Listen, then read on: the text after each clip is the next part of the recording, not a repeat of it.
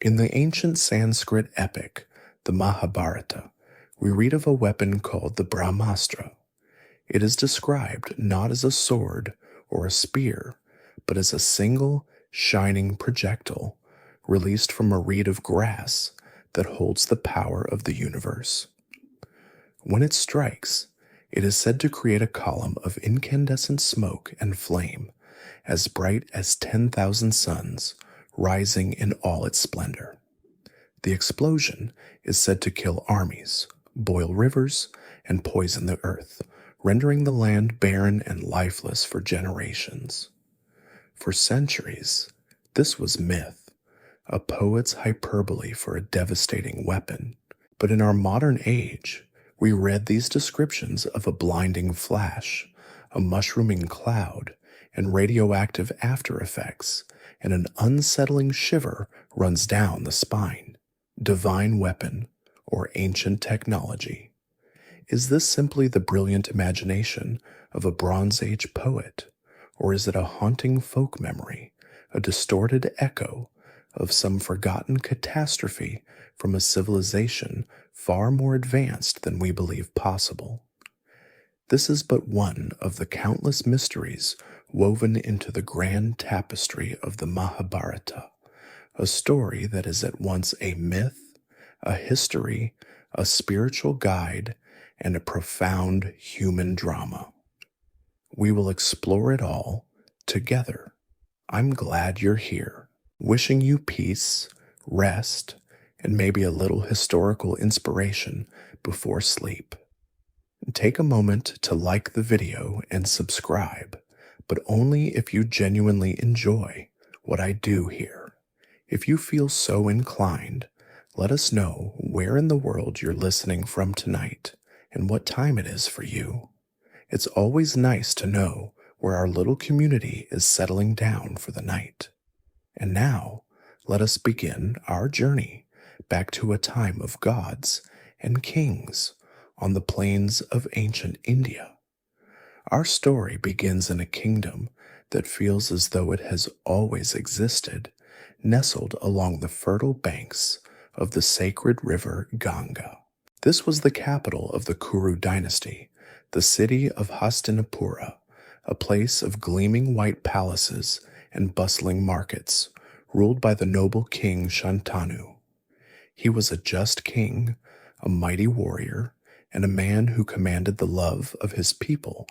His reign was a golden one, marked by peace and overflowing granaries, a state of serene contentment that felt as if it could last forever. But the currents of fate, much like the river that gave his kingdom life, are ever moving and unpredictable. One day, while hunting along the riverbank, the king's eyes fell upon a woman of such ethereal beauty that he felt the world itself stop turning. She stood at the water's edge, luminous and serene, seeming more a part of the flowing river than the solid earth. Shantanu, a man accustomed to having his desires met, felt a longing so profound it was an ache in his very soul.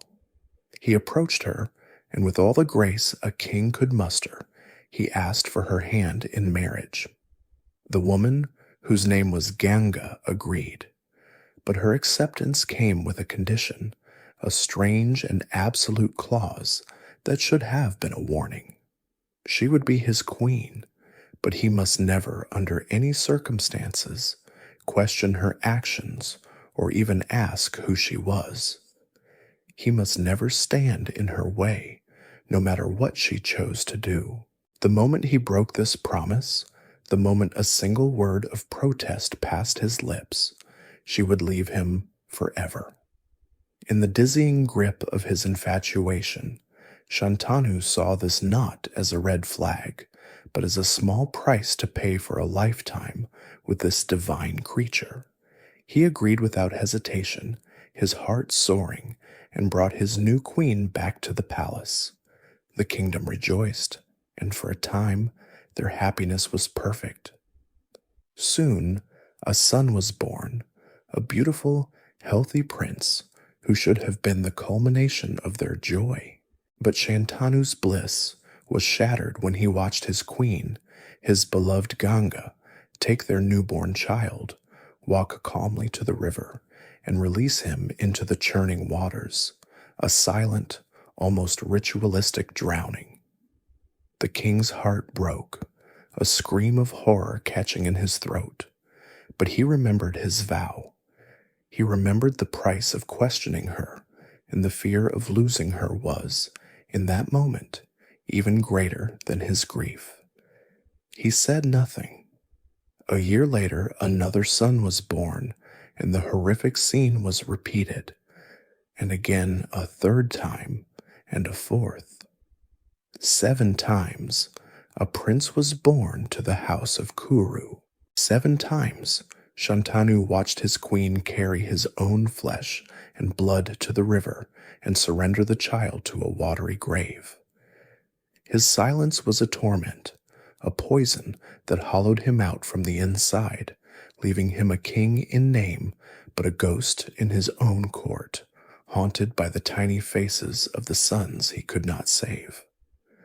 When the 8th son was born, Shantanu knew he could not endure it again.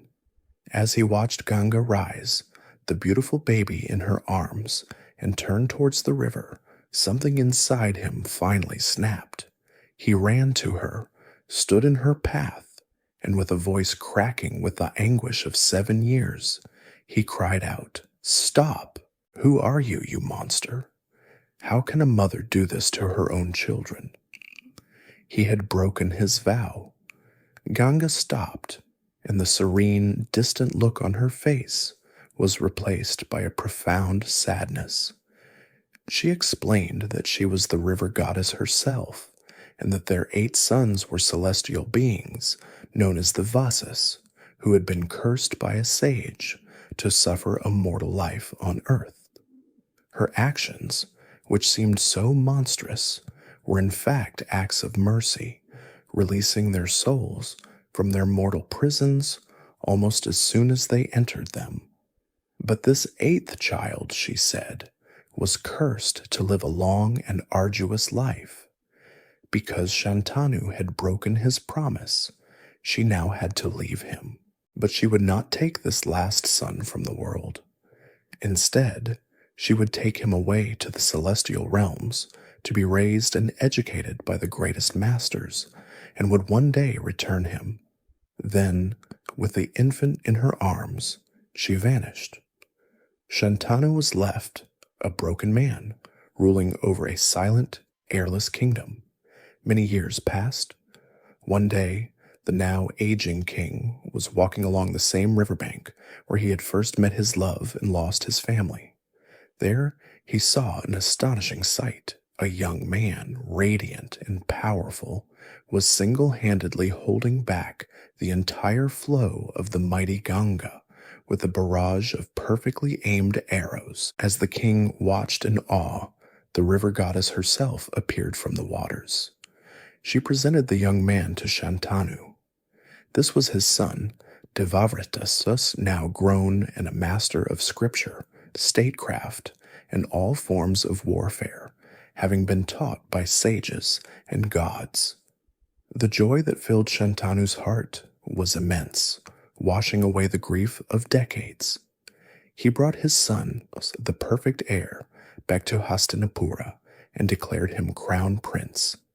It is here, in the name of this ancient city, that history and myth curiously intertwine.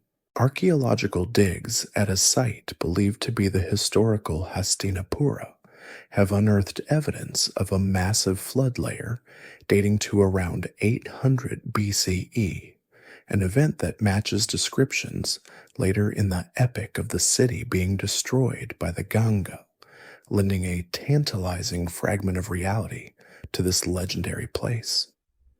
For a few years, peace returned, but fate had another turn for King Shantanu.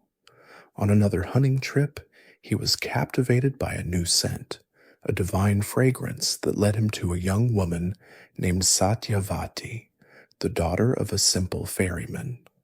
Once again, the king fell hopelessly in love. But when he asked her father for her hand, the man laid down a condition. He would agree, but only if the children born to Satyavati would inherit the throne of Hastinapura. Shantanu was aghast. How could he deny the throne to Devavrata, his perfect, God-taught son? He returned to the palace, consumed by a silent melancholy. Devavrata, seeing his father's pain, sought out the cause. Upon learning of the ferryman's condition, the noble prince went to the man himself. To secure his father's happiness, Devavrata made a stunning sacrifice.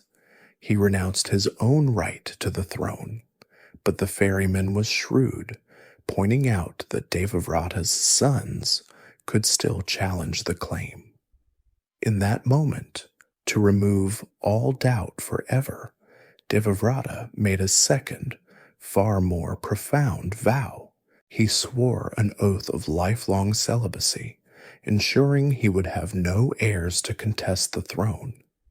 As he spoke the words, the heavens themselves seemed to acknowledge the gravity of the act. Gods and sages are said to have showered flowers from the sky, whispering his new name, Bhishma, he of the terrible vow. His father, Shantanu, granted his son the boon of being able to choose the time of his own death, but it was small comfort. The king had his bride, but his son had shackled his own future, an act of supreme devotion that would, in the fullness of time, bring his beloved Kuru dynasty to the brink of annihilation. The marriage of King Shantanu and Satyavati was a quiet affair, tinged with the silent, monumental gravity of Bhishma's sacrifice. While the king had found his personal happiness, a subtle shadow had fallen over the court of Hastinapura. The line of succession had been rerouted, not by conquest or by nature, but by a son's love and a father's desire. Bhishma, who should have been preparing to rule, instead took on the role he would hold for the rest of his long life. The unshakable pillar, the sworn protector of the throne, a guardian who sought no power for himself.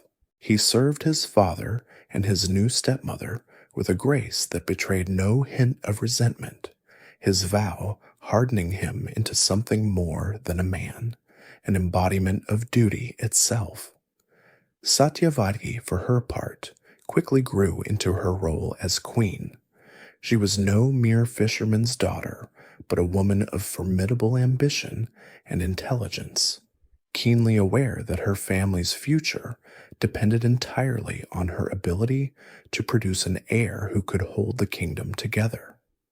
In time, her hopes were realized. She gave birth to 2 sons for Shantanu, the first named Chitrangada, and the second Vichitravirya. With 2 new princes in the royal nursery, the succession crisis seemed to have been averted, and for a short while, a fragile peace settled over the Kuru house. But the contentment was fleeting. King Shantanu, now old and having fulfilled his life's desires, passed away, leaving his young queen a widow and his sons still boys. The weight of the kingdom now fell squarely on Bhishma's shoulders. He acted as regent, governing Hastinapura with the wisdom and strength he would have shown as king, all while raising his 2 younger half-brothers to take the throne he had given away. He crowned the elder son, Chitrangada, as king as soon as he came of age. Chitrangada was a powerful warrior, brimming with a fierce pride, but he was also arrogant and lacked his father's temperate wisdom.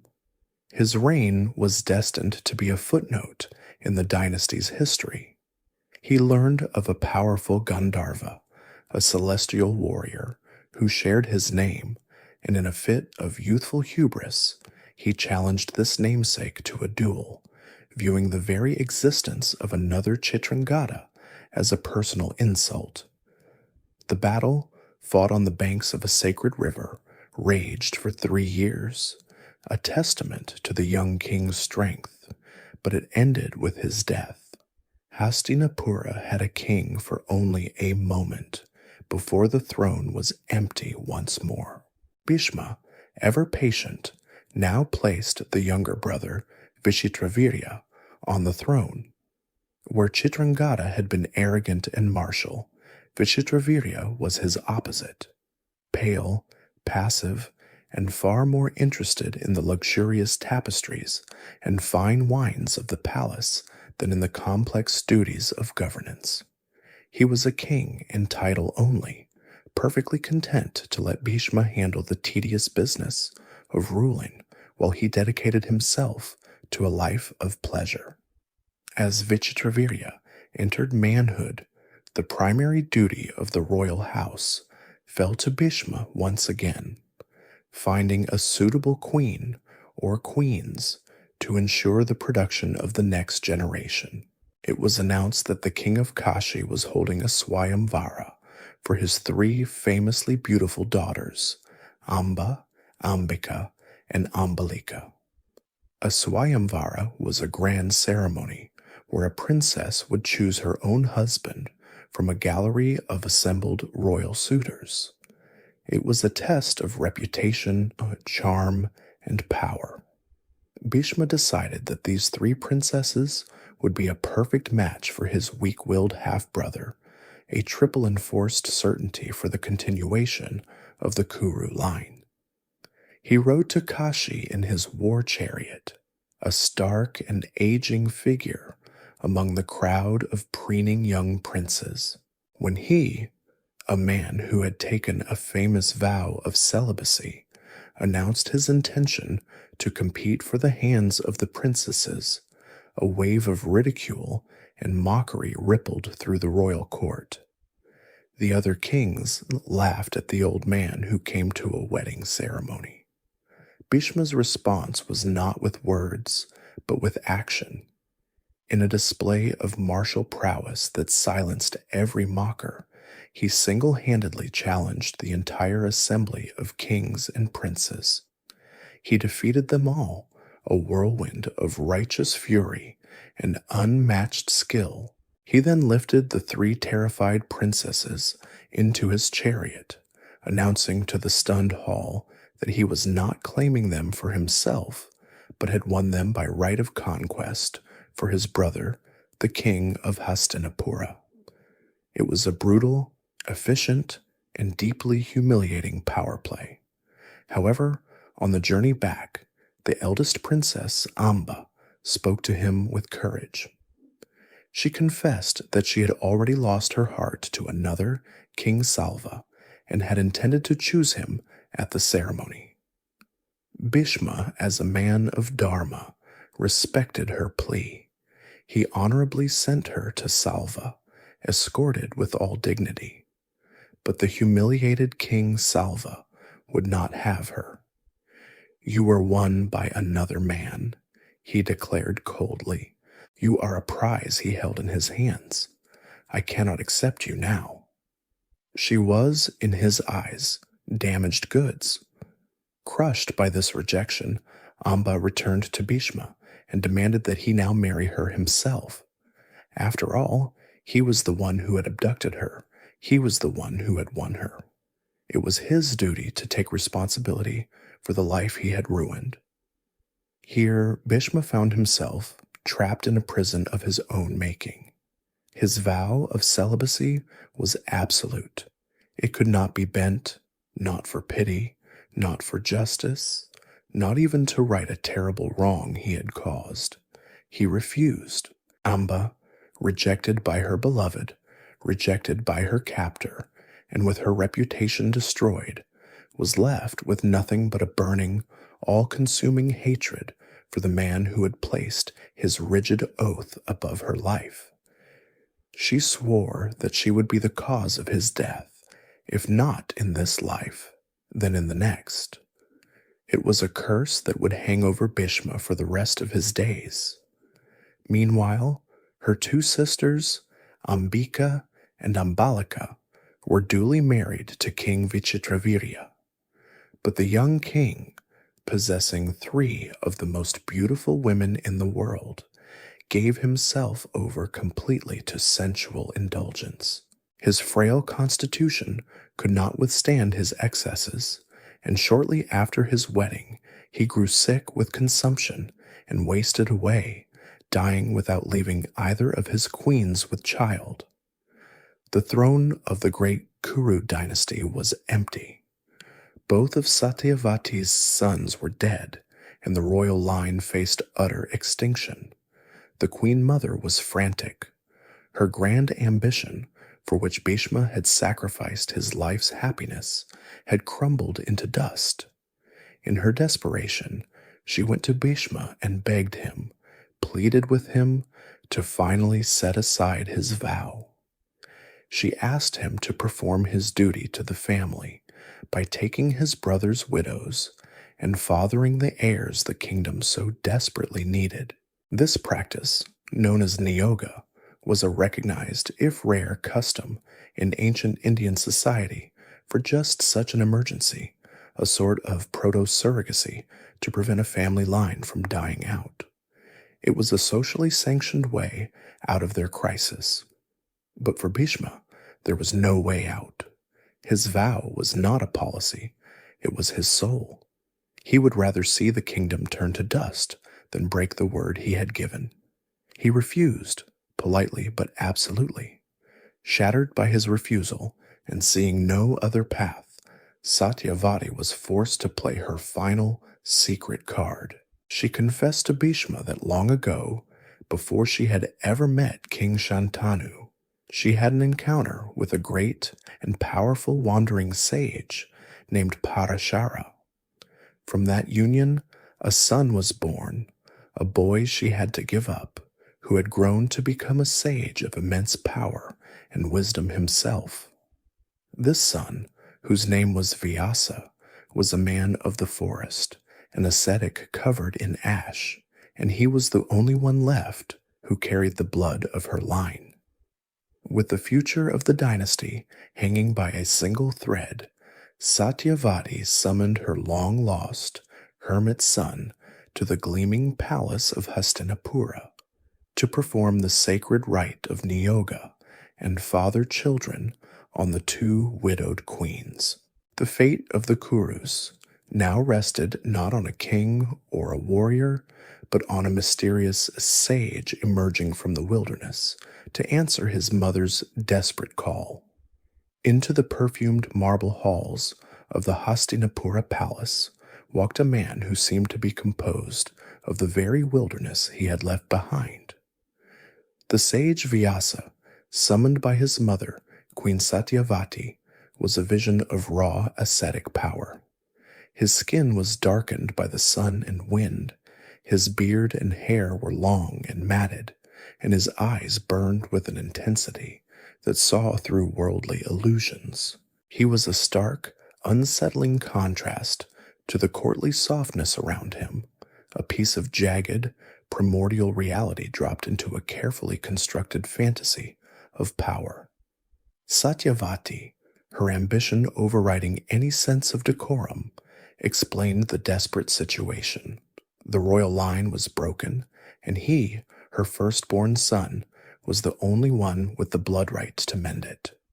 His task was to father children upon the two widowed queens, Ambika and Ambalika, through the sacred rite of niyoga. Vyasa, ever dutiful to his mother, agreed. He only asked that the queens be prepared, for his spiritual austerities had left him with a fearsome appearance that a normal person might find difficult to endure. Satyavati first approached the elder widow, Ambika. She instructed her on her duty, urging her to receive the great sage with grace and an open heart for the sake of the kingdom. But Ambika was terrified. She had been a pampered queen, used to the gentle and decadent Vichitravirya. The thought of being with this wild man from the forest filled her with a deep, instinctual dread. When Vyasa, smelling of wood smoke and damp earth, entered her darkened bedchamber, she could not bear to look at him. As he approached, she squeezed her eyes shut, a tight, desperate clenching against the reality of the moment, and she did not open them until he was gone. Later, Vyasa came to his mother and told her the result of the union.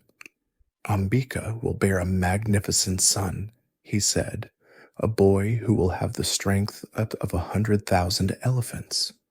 But because she closed her eyes in fear and disgust, that son will be born blind. And so it was. The first child conceived to save the Kuru line was Dhritarashtra, a prince blessed with immense physical power but cursed with a permanent darkness.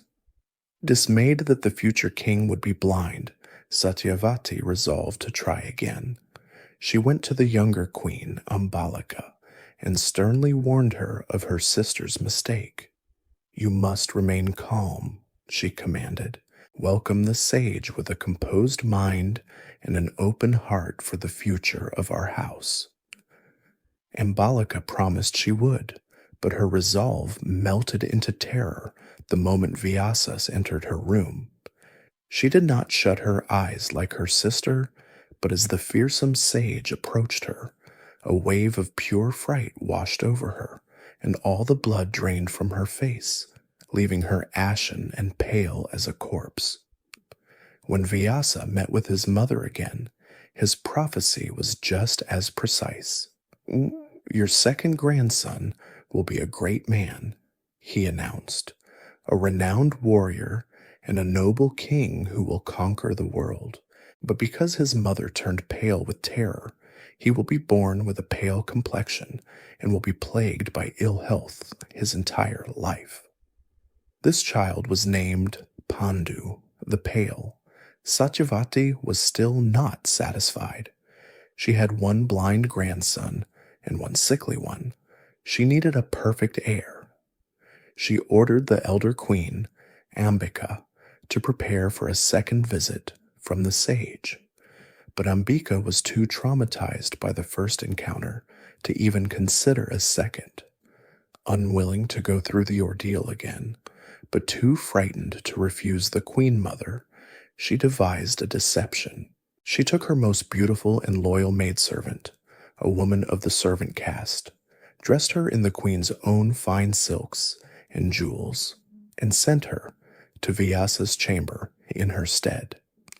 This young woman, unlike the queen's, was not filled with fear or revulsion.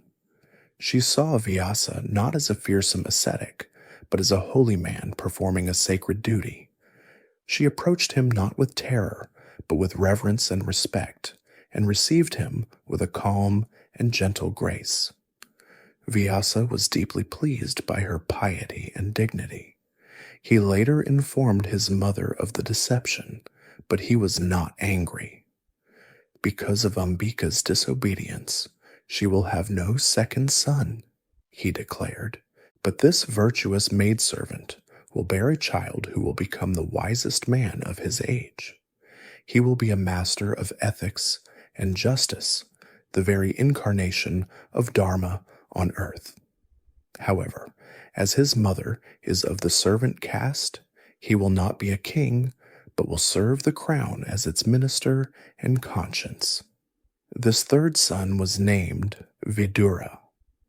The births of these three princes, each marked by the circumstances of his conception, reflect a deeply held worldview in ancient cultures.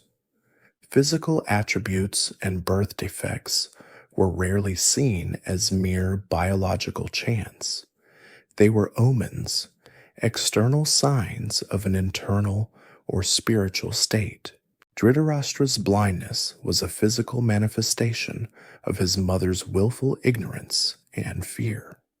Pandu's pallor was the outward sign of Ambalika's terror. This belief that the moral and the physical are intertwined is a recurring theme, suggesting a world where one's destiny is imprinted upon the body from the very moment of creation. His duty fulfilled, Vyasa returned to his austerities in the forest, leaving Hastinapura with its 3 new, strangely conceived heirs. The boys were raised under the benevolent and watchful eye of Bhishma. Dhritarashtra, the eldest, grew to have astonishing physical strength, but his blindness fostered a gnawing insecurity and an insatiable hunger for the royal power he could feel but never truly see. Pandu, though less robust, excelled in archery and statecraft and possessed a noble spirit. Vidura was brilliant, his wisdom far surpassing that of his royal half-brothers. When the time came to choose a king, Bhishma and the court elders passed over the elder Dhritarashtra due to his blindness and crowned Pandu as the ruler of the Kurus. Vidura, true to Vyasa's prophecy, became the prime minister. Bhishma arranged marriages for them all. Dhritarashtra was married to Gandhari, a princess who, in an act of staggering devotion, blindfolded herself for the rest of her life to share in her husband's world of darkness. Pandu was married to 2 princesses, Kunti and Madri, but Pandu's reign was cut short by a terrible curse. While hunting, he shot what he thought were 2 deer in the throes of passion, only to discover he had killed a sage and his wife in magical disguise. With his dying breath, the sage cursed Pandu. The moment he experienced intimacy with one of his wives, he would die instantly. Heartbroken and unable to father an heir, Pandu renounced his throne and retreated to a hermitage in the Himalayas with Kunti and Madri, leaving the blind Dhritarashtra to rule as regent king in his stead. It was in that mountain exile that the next generation was born. Kunti revealed to Pandu a secret boon she had received as a young girl from a sage, which allowed her to invoke any god and conceive a child by them. With Pandu's blessing, she used the mantra. She summoned Dharma, the god of justice, and gave birth to Yudhishthira. She called upon Vayu, the god of the wind, who fathered the immensely strong Bhima, and she invoked Indra, the king of the gods, who gave her the brilliant archer, Arjuna. Kunti then shared the mantra with Madri, who invoked the Ashvins, the divine twin horsemen, and gave birth to her own twin sons, Nakula and Sahadeva. These 5 divinely sired boys were the Pandava brothers. News of their births eventually reached the palace at Hastinapura, where Gandhari was in the midst of a mystifyingly long pregnancy. Mad with jealousy and frustration, she struck her own belly with force, inducing the birth not of a child, but of a cold, hard mass of flesh.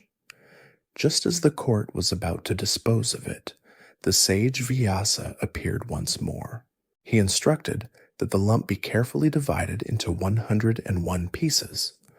Each piece was placed in a pot filled with clarified butter and sealed to be incubated for 2 full years.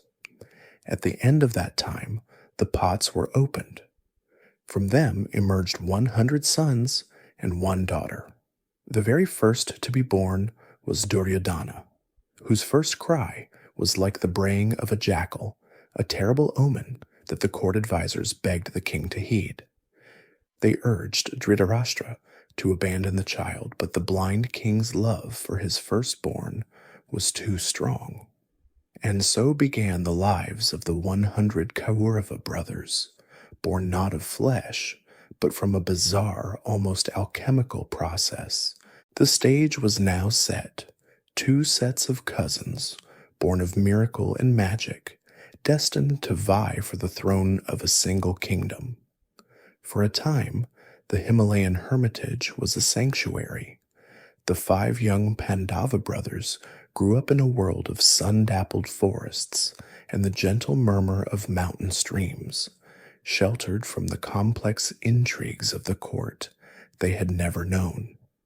Their father, Pandu, taught them the ways of the forest and the rudiments of a king's duty, and for these few brief years they were a family, whole and happy. But the curse that haunted Pandu was a sleeping serpent. One beautiful spring day, when the air was thick with the scent of blossoming flowers, the king was walking with his younger wife, the lovely Madri. A sudden wave of desire, potent and irresistible, washed over him, and in that moment of passion, the sage's dying words were forgotten. He embraced his wife, and as the curse had foretold, his life ended in that very instant. Madri, consumed by a grief so profound it was a fire, refused to live without him. Believing herself the cause of his death, she entrusted her twin sons, Nakula and Sahadeva, to the care of her co-wife Kunti, and joined her husband on his funeral pyre, an act of ultimate tragic devotion. The idyllic childhood of the Pandavas was over, leaving them orphans in the care of a grieving Kunti. Accompanied by a group of forest sages, Kunti led her 5 sons out of the mountains and down to the plains, to the gates of Hastinapura, the city of their destiny. Their arrival caused a sensation in the court. These were the sons of Pandu, the beloved king returned from the dead, as it were, but their parentage, claimed from the gods themselves, was a source of both wonder and suspicion. The blind king, Dhritarashtra, welcomed his nephews into the palace, at least outwardly, with the affection due to them. But his own eldest son, Duryodhana, felt no such warmth. He had grown up believing himself to be the undisputed heir to the throne. Now suddenly he was faced with 5 cousins, chief among them the eldest, Yudhishthira, who as the son of the former king had a legitimate and perhaps stronger claim. In the proud and jealous heart of young Duryodhana, these boys were not family, they were rivals. The princes of the 2 families began their lives together under the same palace roof, and the fractures in the foundation of their house appeared almost immediately. Their differences were not merely of personality, but of fundamental nature. Yudhishthira, the eldest Pandava, was the soul of righteousness, calm and deliberate. Arjuna was a prodigy, gifted with a fierce, almost ascetic focus that made him a natural at everything he attempted. But it was the second Pandava brother, Bhima, who became the primary target of Duryodhana's animosity. Bhima was a force of nature, blessed with incredible strength, a booming laugh, and an appetite to match. In the rough and tumble games of childhood, he was an absolute tyrant. He delighted in using his superior power to torment his 100 Kaurava cousins, shaking them out of fruit trees like ripe mangoes, dragging them by their hair, and holding them all under water in the river until they sputtered for breath. To Bhima, it was all a game. To Duryodhana, each prank, each casual display of superior strength was a fresh and bitter humiliation that stoked the fires of his resentment. It was clear the princes needed a formal education in the military arts, a master who could shape their raw talents into a warrior's discipline. That master arrived in the form of Dronakarya. His introduction was a memorable one. While the princes were playing, their ball fell into a deep, dry well. As they stood around arguing over how to retrieve it, a stern, dark-skinned Brahmin appeared. He looked at the gaggle of helpless royals with a touch of scorn. "Fie on your Kuru heritage and your knowledge of weapons," he chided, "if you cannot even solve a problem as simple as this." Using only a handful of grass stalks, he enchanted them with a mantra and threw them into the well one by one, like arrows, creating a chain that pierced the ball and allowed him to lift it out. The astonished princes ran to tell Bhishma of this marvel, who immediately recognized the man as Drona, the most renowned teacher of archery in the land.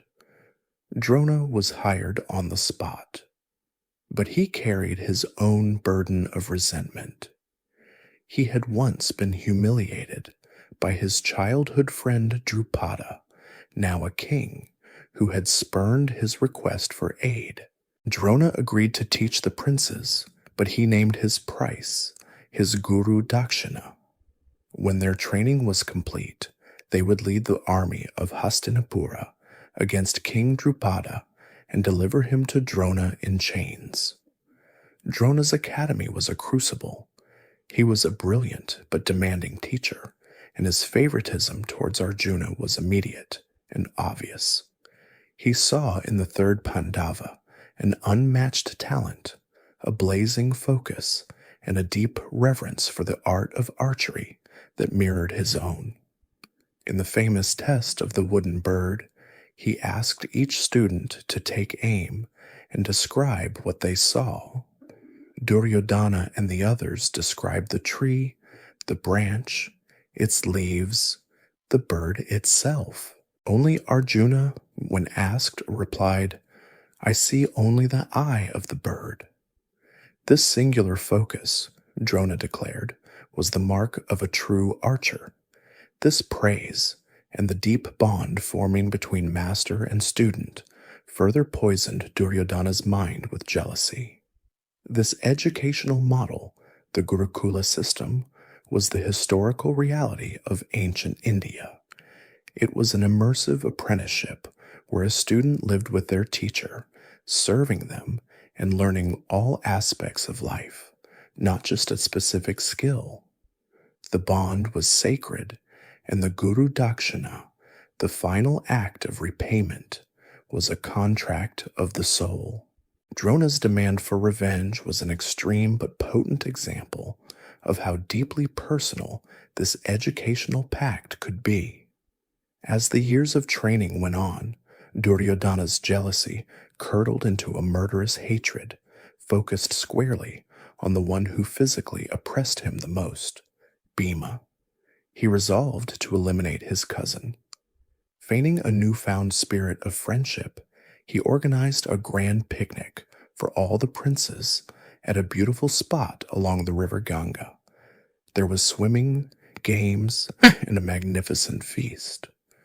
With a smiling face, Duryodhana personally served Bhima a portion of rich, sweetened rice pudding, a dish he knew his cousin loved. But this portion was laced with a virulent poison known as Kalakuta. Bhima, in his gluttonous innocence, gratefully ate every last bite. Soon, the potent toxin took hold. Bhima grew drowsy, stumbled away from the party, and collapsed unconscious. As night fell, Duryodhana, with the help of a few of his brothers, bound the inert Bhima with forest creepers, and with a great heave, rolled his body into the dark, swirling currents of the Ganga. He was sure he had seen the last of his greatest rival, but the river that had once taken Bhishma's brothers, as an act of mercy, now saved Pandu's son through a strange miracle. Bhima's body did not wash away. It sank, heavy and lifeless, down into the depths, coming to rest in the mystical underwater realm of the Nagas, the serpent people. The venomous serpents of that kingdom swarmed his body, biting him repeatedly. But their potent snake venom, instead of killing him, acted as a powerful antidote to the poison already in his system, neutralizing it completely. He was brought before Vasuki, the king of the Nagas, who, as it happened, was a distant ancestor of Kunti. Recognizing his kin, Vasuki offered Bhima a sacred divine elixir, a drink that would bestow upon him the strength of 10,000 elephants. Bhima, never one to do things by half, drank 8 entire pots of the powerful liquid before falling into a deep, healing sleep that lasted for 8 days. When he finally awoke and emerged from the river, he was not only alive, but possessed of a truly superhuman strength. His return to the palace sent a shockwave of terror through Duryodhana, whose perfect crime had impossibly failed. Kunti was furious and demanded justice, but the wise Yudhishthira counseled caution. They were guests in a palace ruled by Duryodhana's father, and to make an open accusation without unshakable proof would be a fatal misstep. And so they remained silent. The lines had been drawn, not in the dust of a playground, but with the dark ink of attempted murder. The age of innocence was over. With the prince's education now formally complete, their teacher, Drona, declared that the time had come for his payment, his long-awaited Guru Dakshina. His eyes, still burning with the memory of an old humiliation, turned south towards the kingdom of Panchala.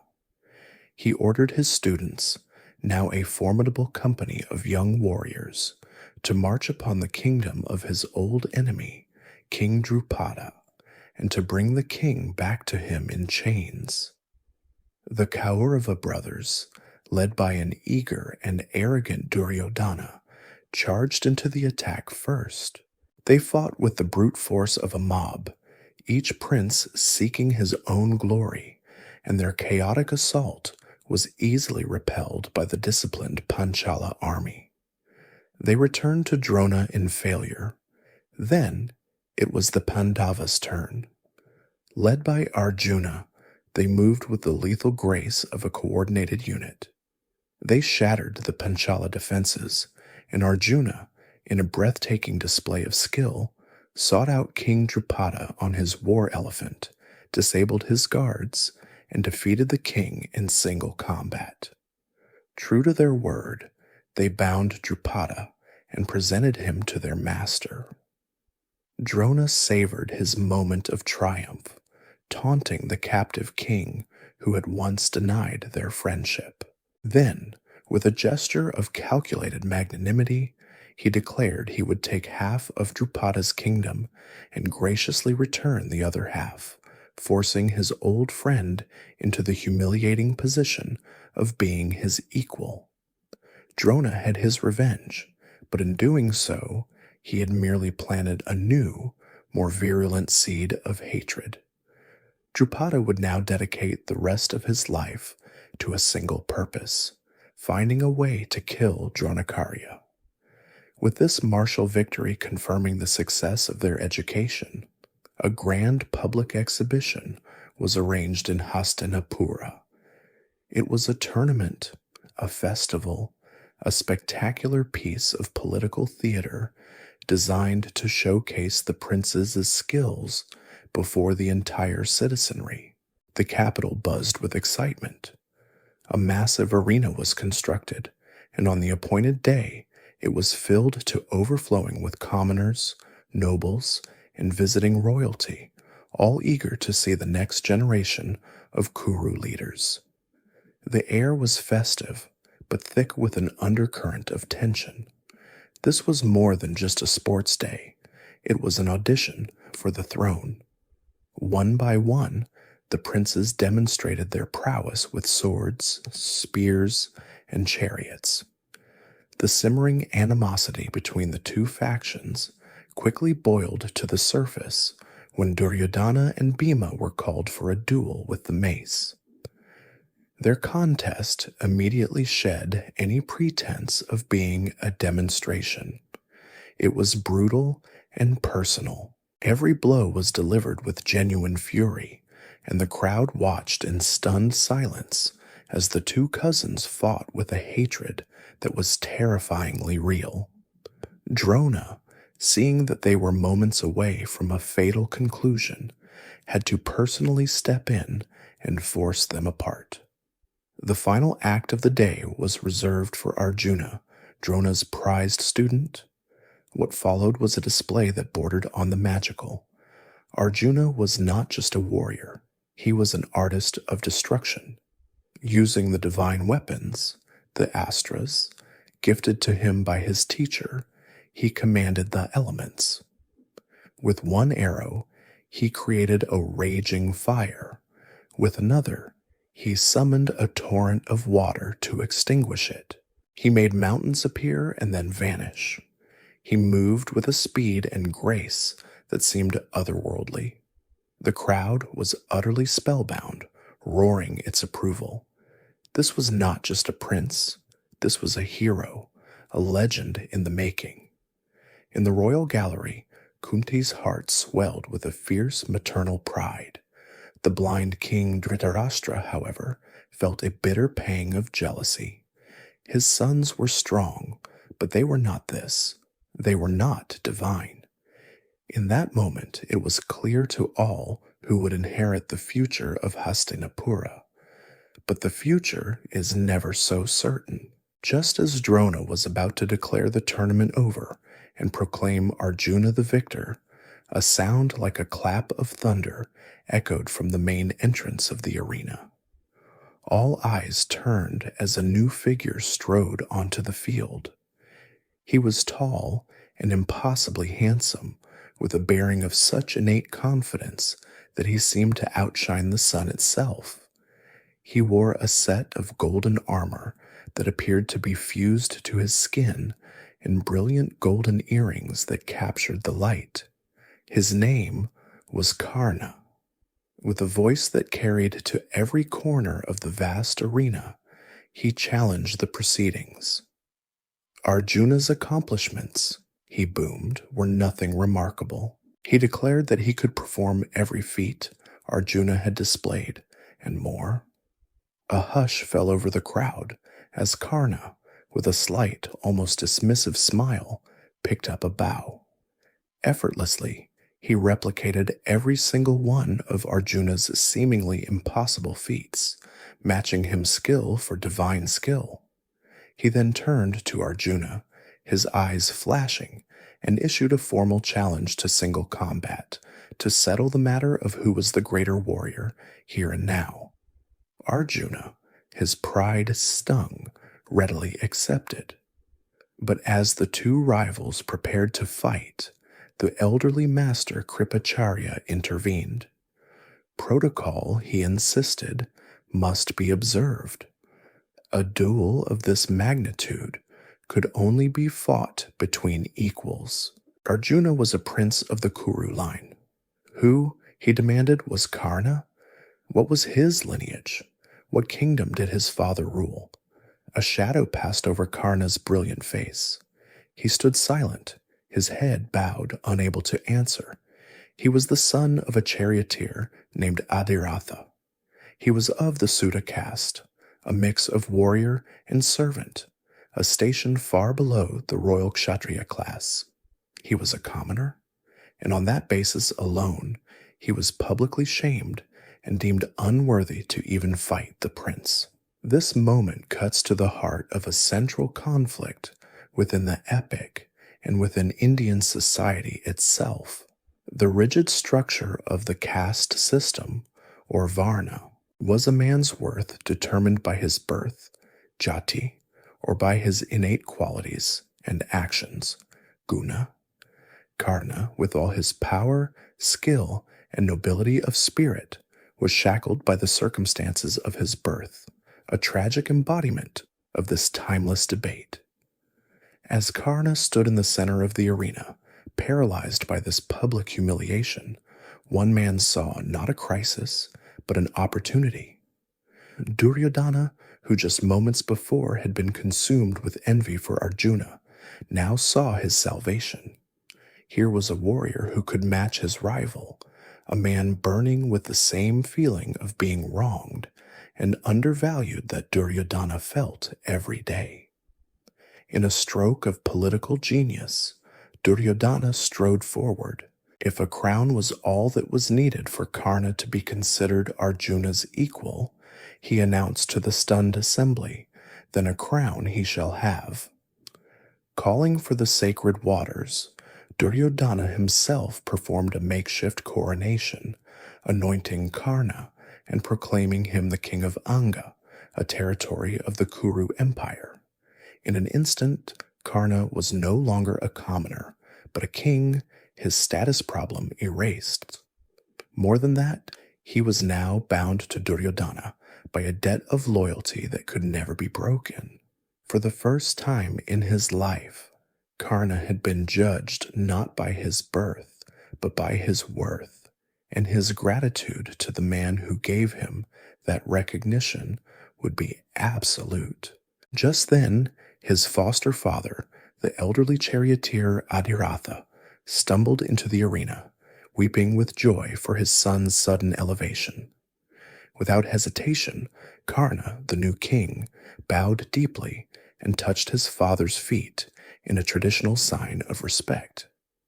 This public display of affection for a low-caste man sent a ripple of sneers through the royal ranks, with Bhima loudly jeering, "So he really is just a charioteer's son."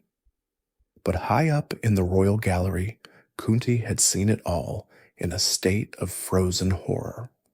The golden armor, the divine earrings, she knew their origin. This was no stranger. This was her son, her firstborn from the sun god Surya, the baby she had abandoned to the river so many years ago to hide her shame. Her lost child now stood before her, a king by the grace of her other son's mortal enemy. The truth was a scream in her throat, but she could not make a sound. The shock was too great, and she collapsed in a faint. The sun began to set, and the duel was postponed.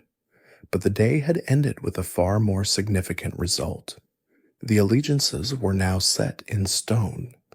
Arjuna had his divine gifts, but Duryodhana now had his Karna. The great tournament ended not with a resolution, but with a dangerous new equilibrium. The citizens of Hastinapura, having witnessed the divine grace of Arjuna and the quiet, steadfast righteousness of Yudhishthira, were now openly speaking their minds. In the markets, in the temples, and in the council halls, the consensus was clear. Yudhishthira, the son of the noble king Pandu, was the rightful heir to the throne. His virtue, temperament, and popular support made him the obvious choice.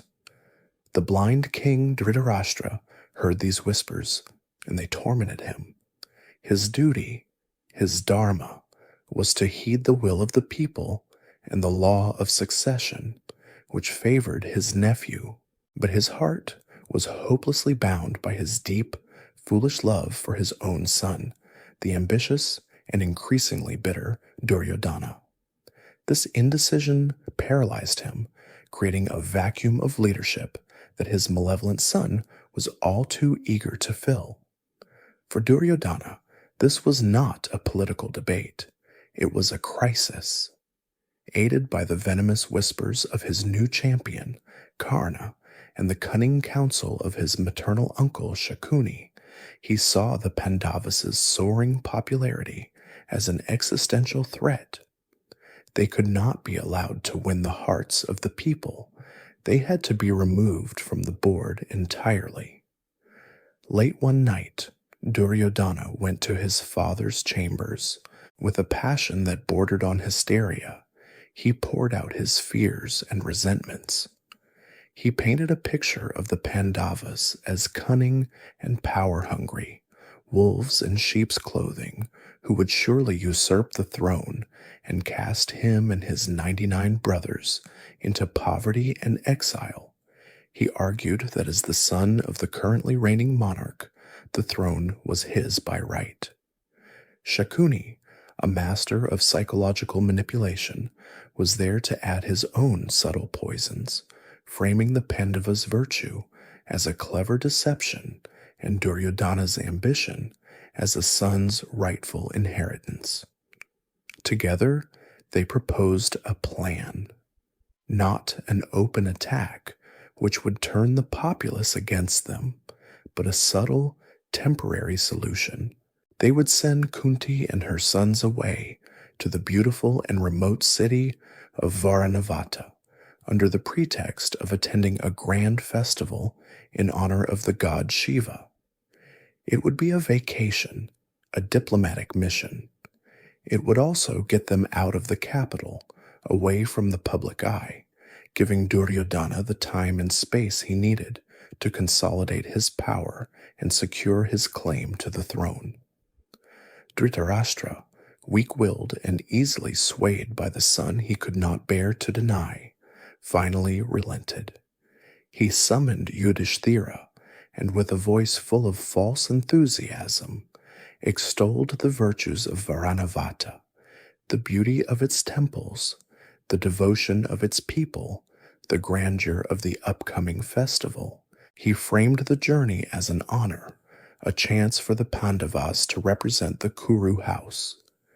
Yudhishthira listened, his calm demeanor a mask for the cold dread that was spreading through his chest. He was no fool. The king's praise was too lavish, the suggestion too convenient. He could feel the silken threads of a conspiracy tightening around them. But what could he do? To refuse the king's request would be an open act of defiance, the very pretext Duryodhana needed to label them as traitors and declare war. Trapped by his own unwavering commitment to duty and respect for his elders, Yudhishthira saw only one path. He gracefully accepted the honor on behalf of himself and his family, knowing full well he was likely leading them into an expertly laid trap. As the Pandavas prepared for their departure, their wise uncle, the Prime Minister Vidura, found a moment to speak with Yudhishthira alone. Vidura knew the full extent of Duryodhana's evil plan, but he was powerless to stop it openly. Any direct accusation would be dismissed by the king and would only sign his own death warrant. So he resorted to subterfuge. He began speaking in a strange guttural dialect, a coded language of the border tribes that he had taught Yudhishthira as a boy. He spoke in riddles and metaphors, his words painting a grim picture for those with the ears to understand.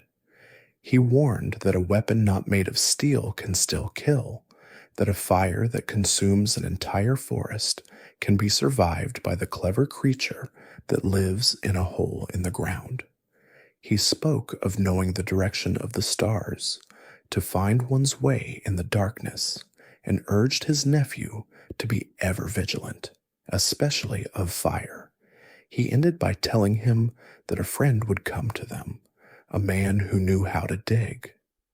The message, though cryptic, was terrifyingly clear. A fire trap was being prepared, but Vidura had already set in motion an escape.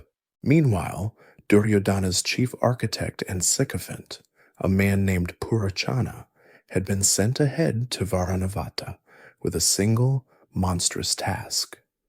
He was to construct a magnificent palace for the arriving princes, a guest house of stunning beauty and comfort.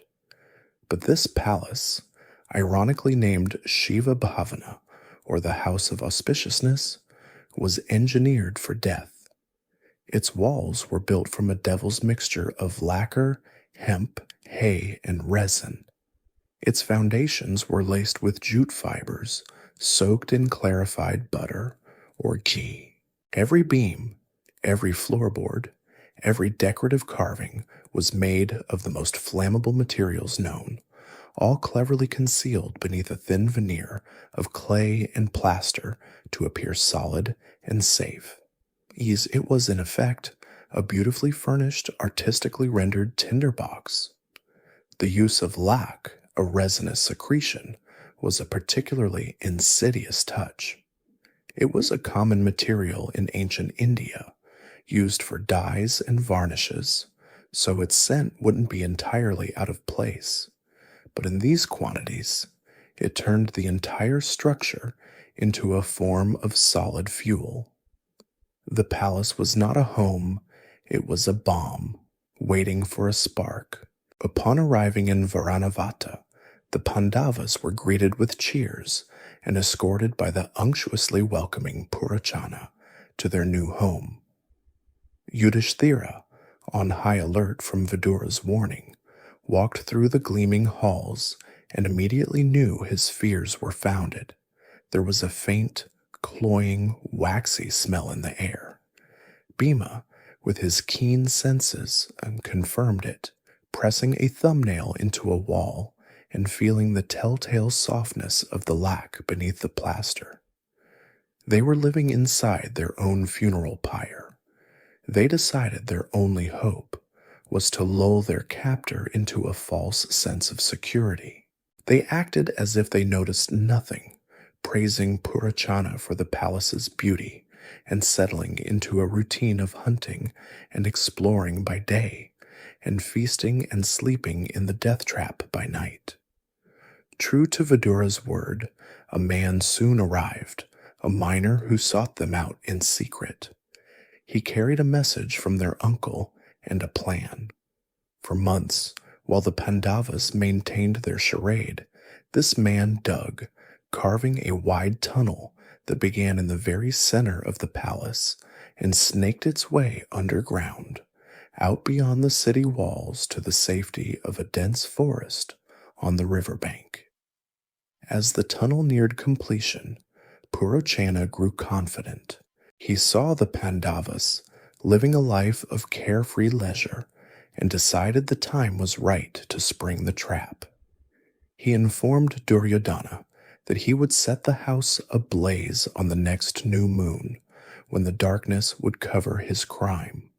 But the Pandavas chose to seize the initiative. Kunti announced a large almsgiving and feast to be held at the palace. During the celebration, a tribal woman and her 5 sons, who had come for the free food, drank far too much rice wine and passed out in a corner of the main hall. Late that night, long after the other guests had departed, Yudhishthira decided they could wait no longer. It was time. He gave the order to Bhima, who moved like a silent shadow through the doomed building. He first went to the quarters of Purachana and set his doorway alight.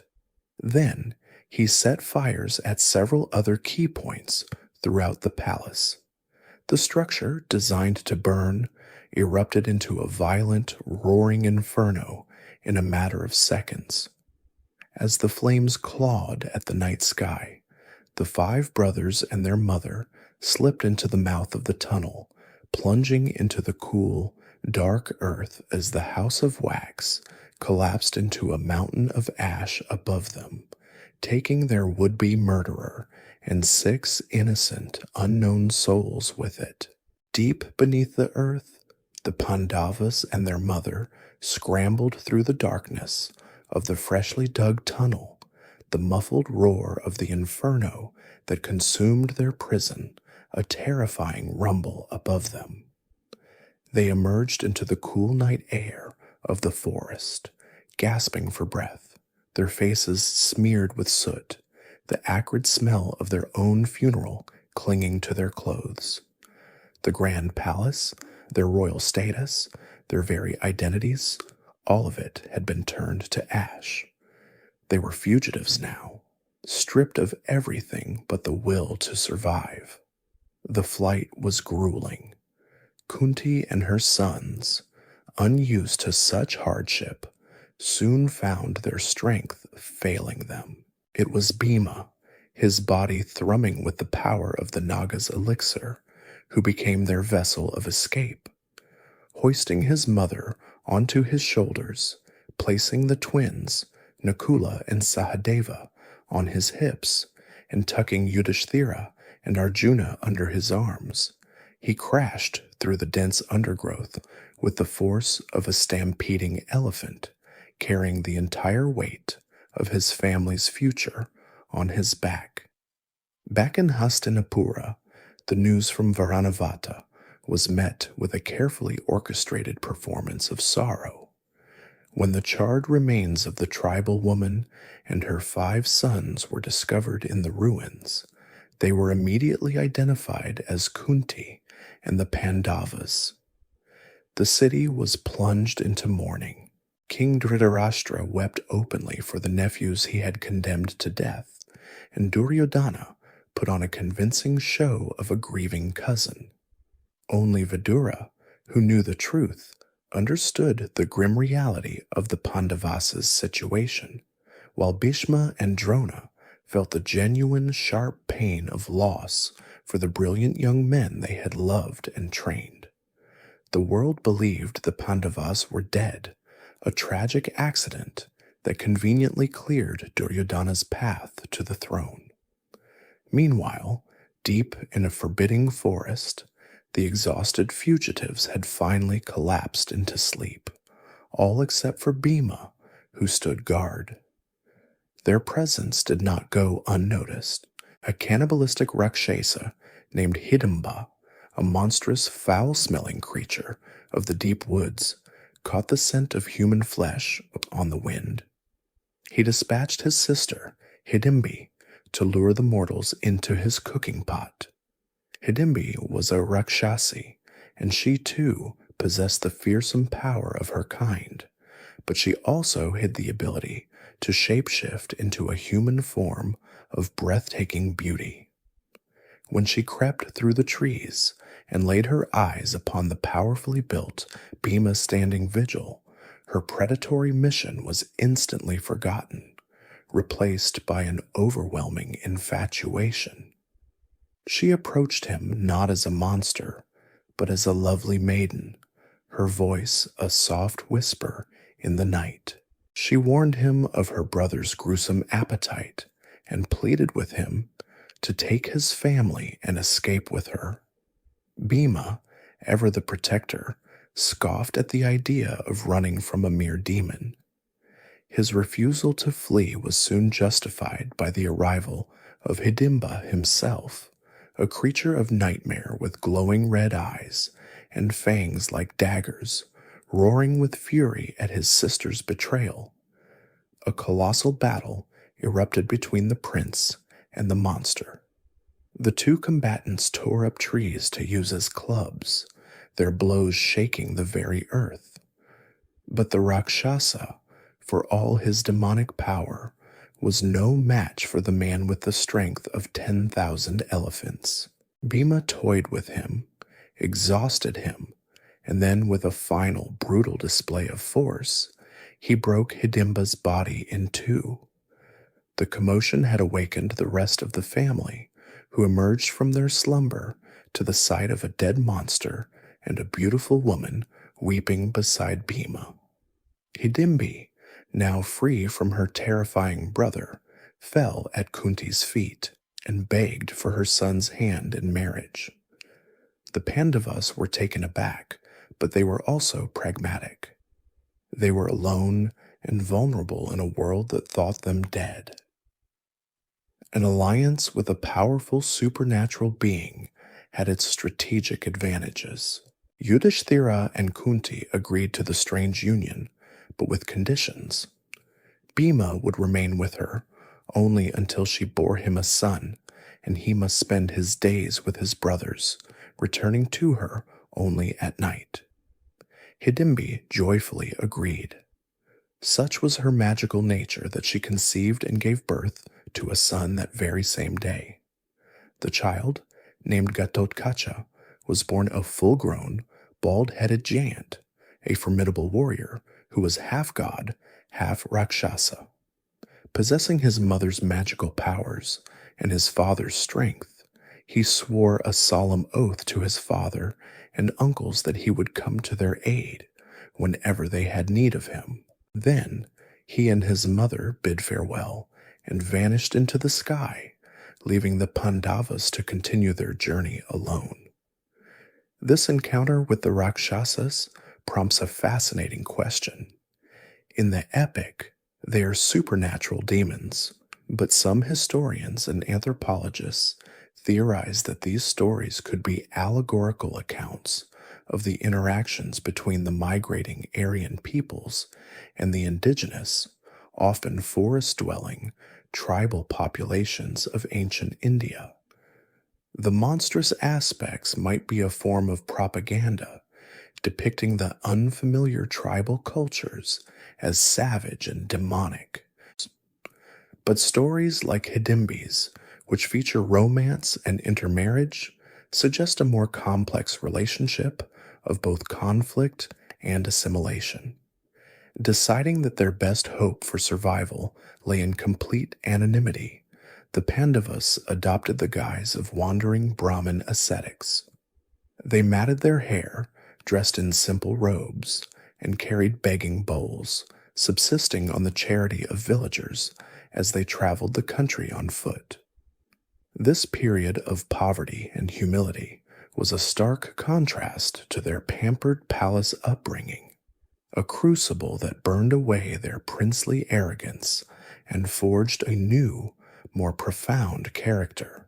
Their travels eventually led them to a small town named Ekachakra, where they found lodging with a poor but kind Brahmin family. They soon discovered a dark secret hanging over the town. Ekachakra was being terrorized by a Rakshasa named Bakasura, who lived in a cave nearby.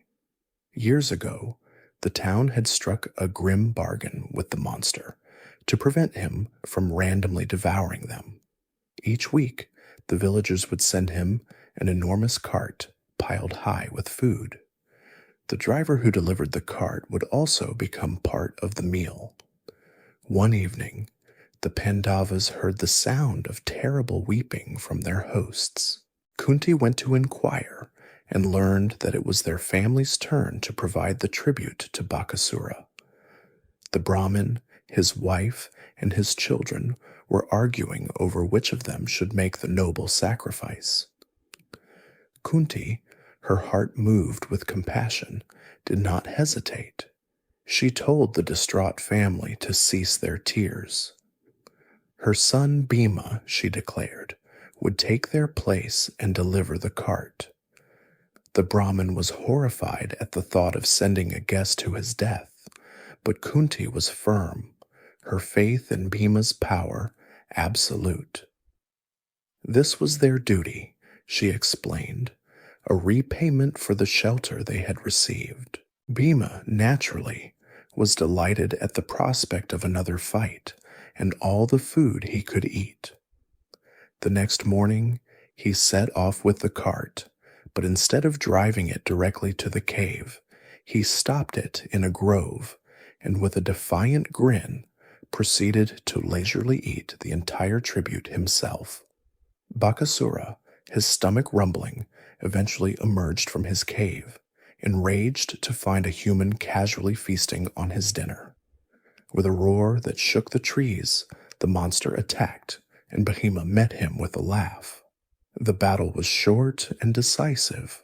Bhima brutally overpowered the Rakshasa, and to put an end to the town's fear forever, he dragged the demon's broken body into the center of Ekachakra for all to see. The villagers, freed from their tormentor, hailed him as a hero. The Pandavas, still in their humble disguise, had become saviors. After freeing the people of Ekachakra, the Pandavas knew they could not linger.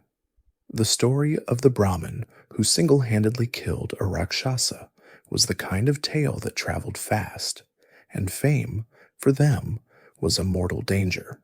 They once again melted back into the endless stream of travelers and pilgrims crisscrossing the subcontinent, their royal identities buried beneath the ash and dust of their ascetic disguises.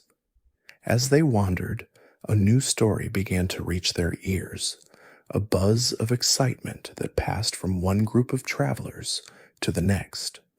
It was news from the kingdom of Panchala.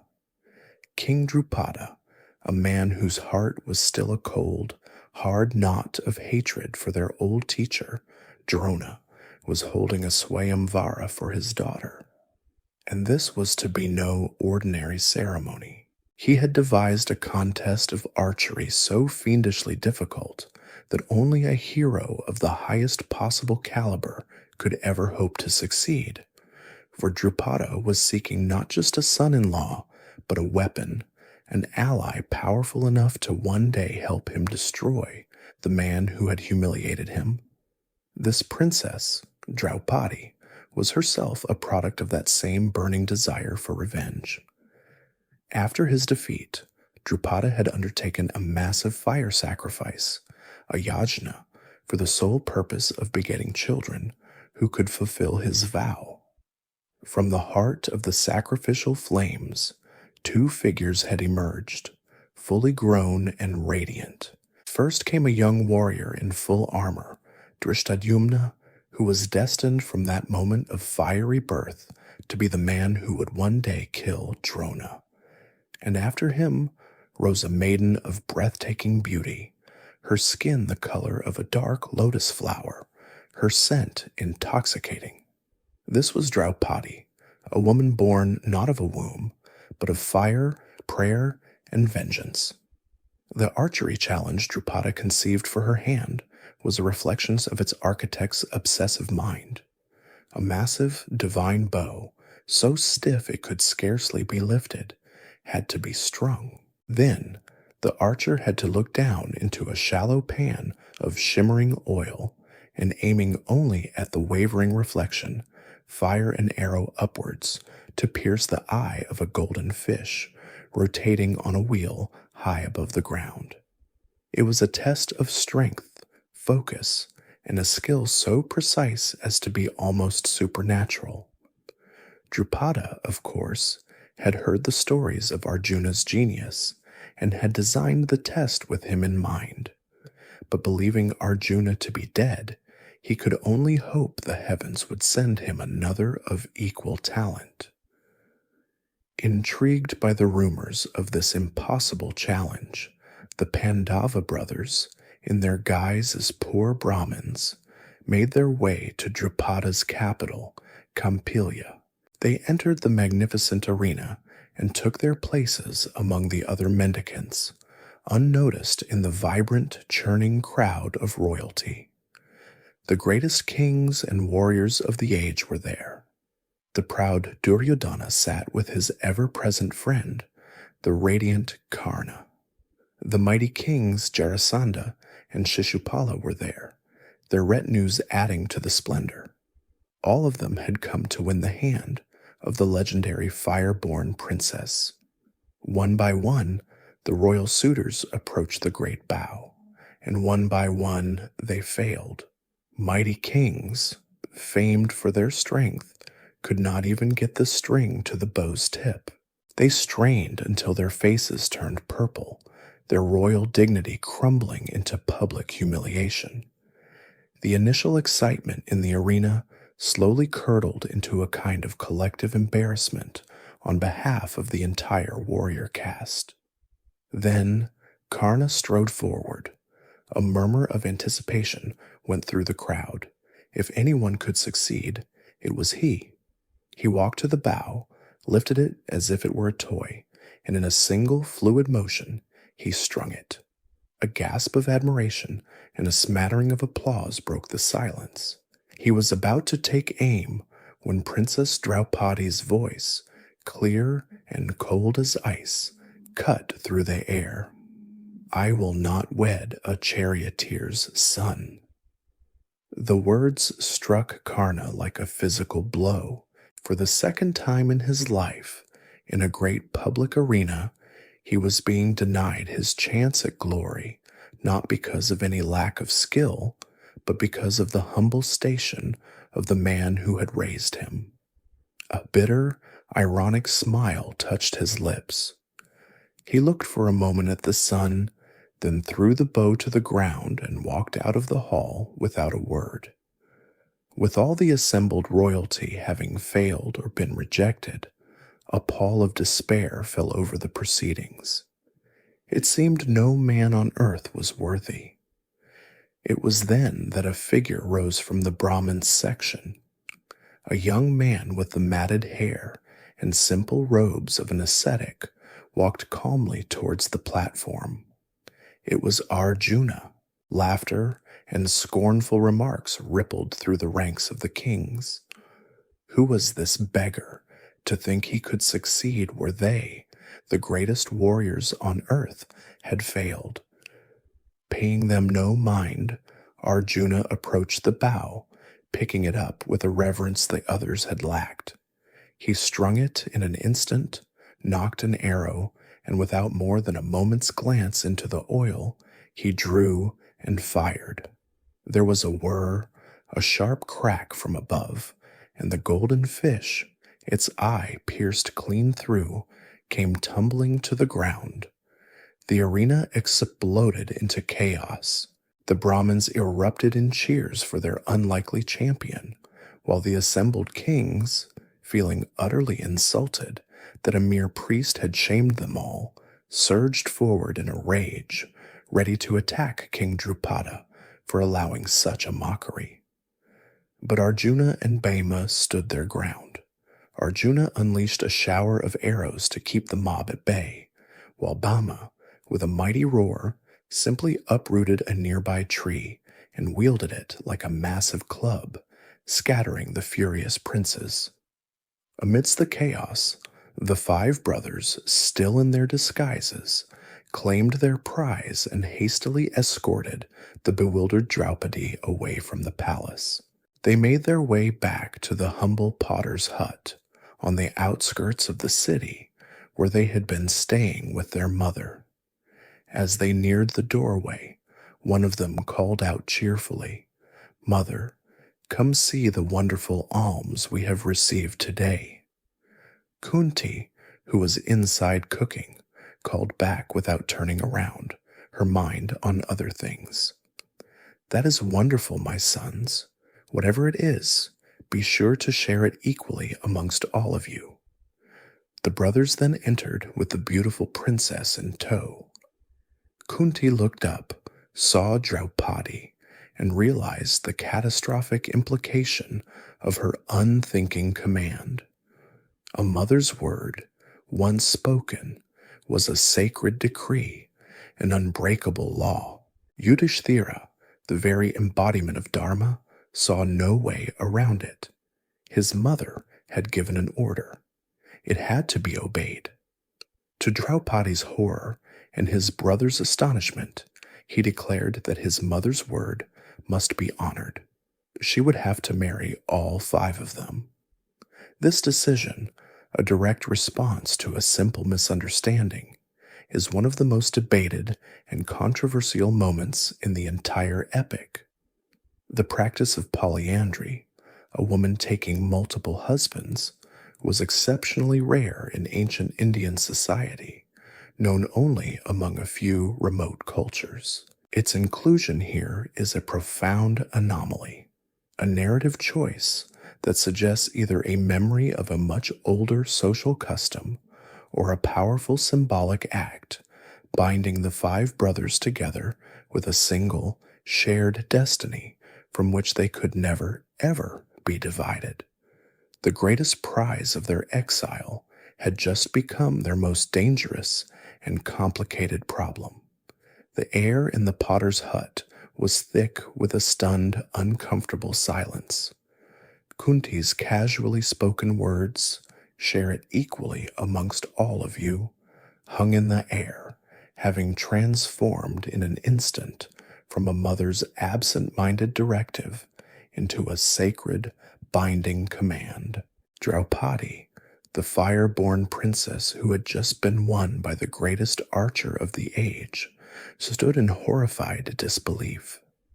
She was not a piece of charity, not a bowl of alms to be divided.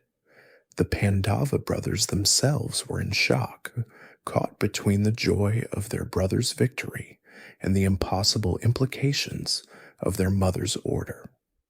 Only Yudhishthira, for whom the letter of the law, the dharma, was a force more powerful than personal desire or social convention, remained resolute.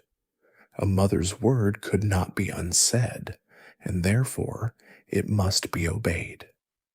News of this bizarre marital arrangement quickly reached King Drupada, who was just beginning to celebrate his good fortune. When he learned that the mysterious Brahmin was none other than the supposedly deceased Arjuna, his joy knew no bounds. His life's ambition, to see his daughter wed to the one man capable of challenging Drona, had been fulfilled. But this joy turned to incandescent rage when he was informed of the Pandavas' intention to have all 5 brothers marry his daughter. He summoned them to the palace, ready to condemn this outrageous breach of all known tradition. It was then that the great sage Vyasa, the grandfather of the princes, made one of his timely, almost theatrically convenient appearances.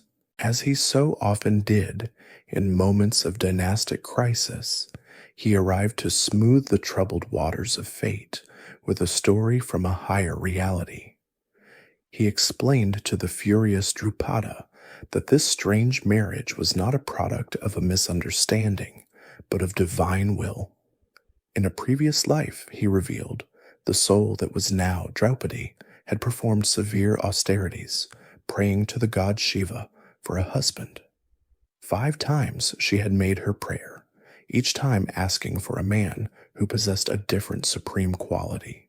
Shiva, granting her boon, had informed her that since no single mortal man contained all these perfections, her wish would be granted in her next life through 5 different husbands.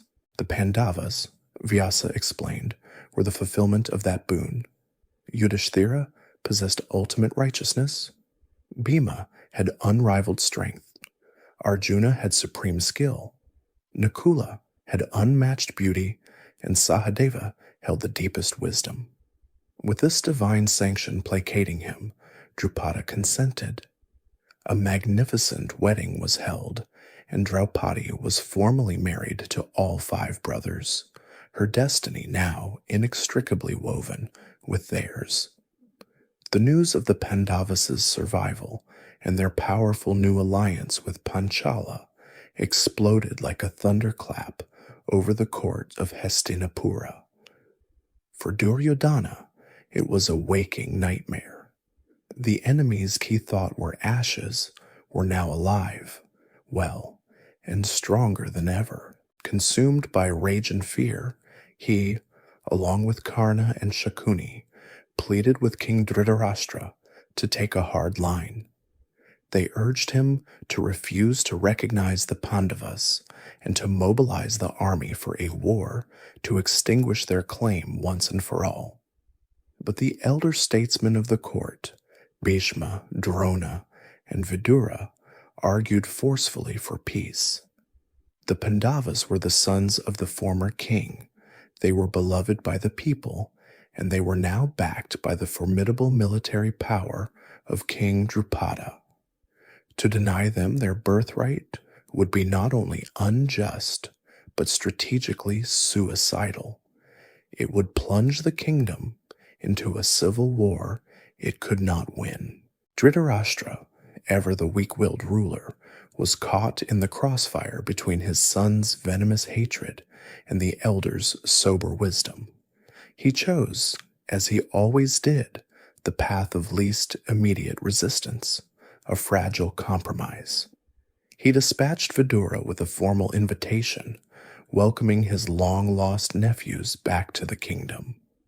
The Pandavas' return to Hastinapura was not the triumphant homecoming of wronged princes, but a tense, awkward reunion heavy with unspoken resentments. To avert the open conflict that seemed to simmer just beneath the surface, the elders brokered a deal. The kingdom would be divided. Duryodhana and his brothers would retain control of the ancestral capital of Hastinapura, with all its wealth, infrastructure, and fertile lands.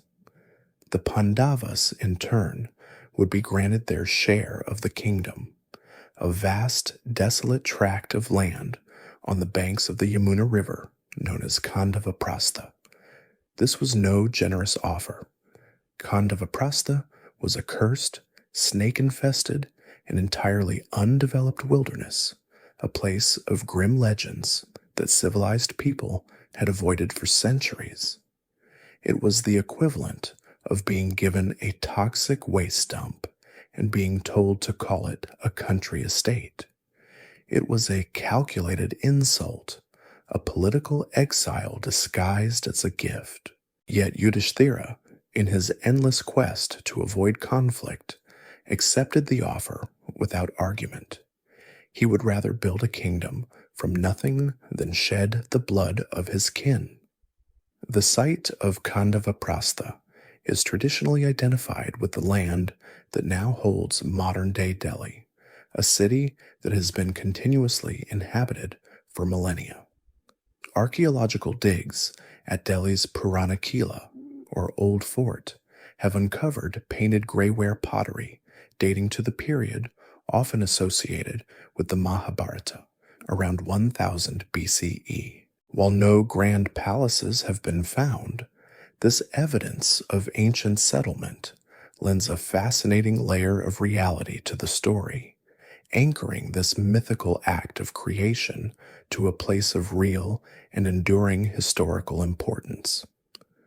The Pandavas, accompanied by their mother Kunti, their wife Draupadi, and their divine cousin and guide Krishna, traveled to their new barren kingdom.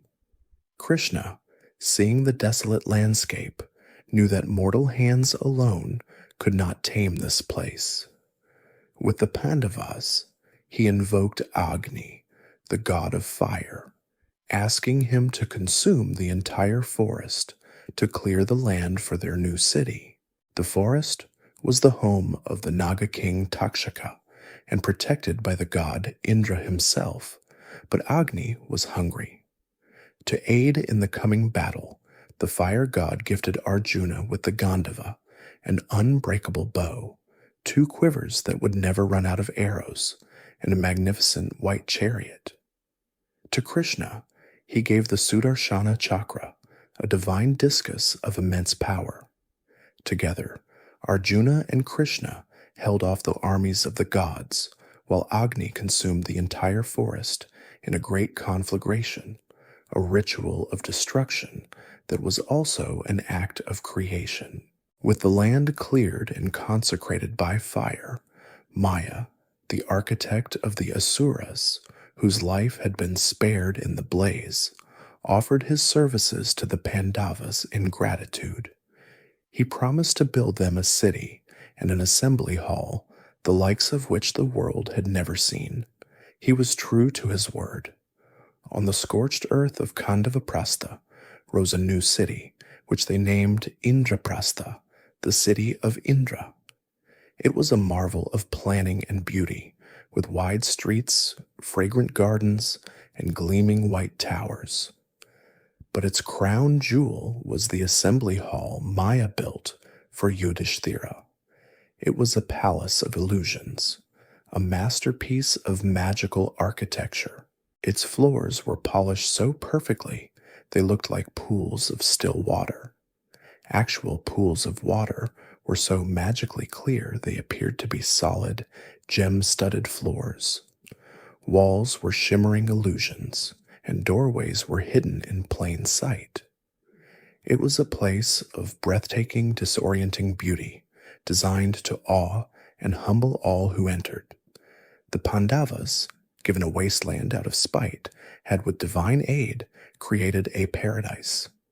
The news of the glorious city of Indraprastha traveled fast, and its splendor only served to deepen the darkness in Duryodhana's heart, its gleaming towers casting a long, envious shadow all the way back to Hastinapura.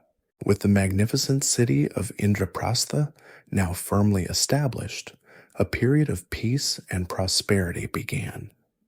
Yudhishthira ruled with such unwavering justice and compassion that his kingdom became a beacon of good governance, attracting the best and brightest from across the land. The people were happy, the granaries were full, and the law was respected. It was a golden age in miniature. One day, the celestial sage Narada visited their new court. As he surveyed the splendor of the magical assembly hall and witnessed the righteous rule of the king, he planted a seed of grander ambition. He spoke of Yudhishthira's pious father, Pandu, who now resided in the heavens, but could not ascend to the highest celestial realm, that of Indra, until his son achieved the ultimate status a mortal king could attain. He urged Yudhishthira to perform the Rajasuya Yajna, the imperial sacrifice, a complex and perilous ritual that, if successfully completed, would declare him Samrat, emperor of all the known world. The idea was as intoxicating as it was dangerous. To declare oneself emperor was to invite the challenge of every other king who thought himself worthy. Yudhishthira, ever cautious, sought the counsel of his wisest adviser, Krishna. Krishna agreed that Yudhishthira, and only Yudhishthira, possessed the virtue to become a true emperor, but he warned that there was one colossal obstacle standing in their way: the mighty and tyrannical emperor of Magadha, Jarasandha. This king was a fearsome figure, a man whose origin story was a part of his terror. Born as two separate, lifeless halves to two different mothers, his distraught father had cast the pieces into the forest, where a Rakshasi named Jara had found them, and out of curiosity, pushed the two halves together. Miraculously, they had fused into a single, living child, who was thus named Jarasandha, meaning joined by Jara.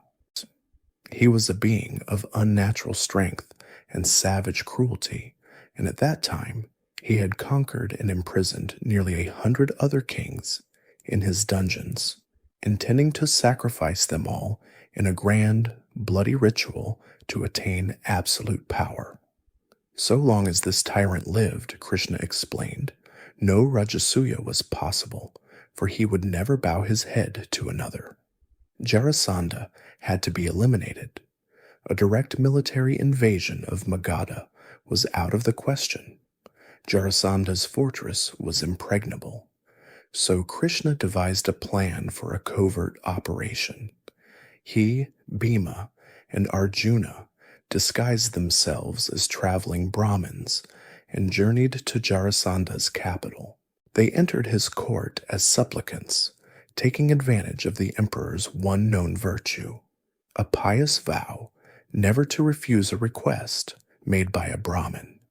Once granted an audience, they revealed their true identities. Jarasandha was furious at the deception, but was honor-bound by his vow. The disguised Krishna, speaking for the trio, made his request. He asked not for gold or land, but for the gift of single combat. Jarasandha, a formidable wrestler himself, laughed at the challenge. He dismissed Arjuna as too slight, and Krishna as a mere cowherd beneath his notice. His eyes fell upon the massive frame of Bhima, and he chose him as a worthy opponent. What followed was a wrestling match of legendary proportions. For 13 days and nights, the two titans battled without rest, their thunderous blows shaking the palace walls. They were almost perfectly matched in strength and stamina. Several times, Bhima managed to gain the upper hand and tear Jarasandha's body in two, but each time, the two halves would magically crawl back together and fuse, leaving the emperor whole and unharmed. Bhima was nearing the point of exhaustion, his seemingly impossible task draining his will. He looked to Krishna for a sign, any hint of how to defeat this unkillable foe.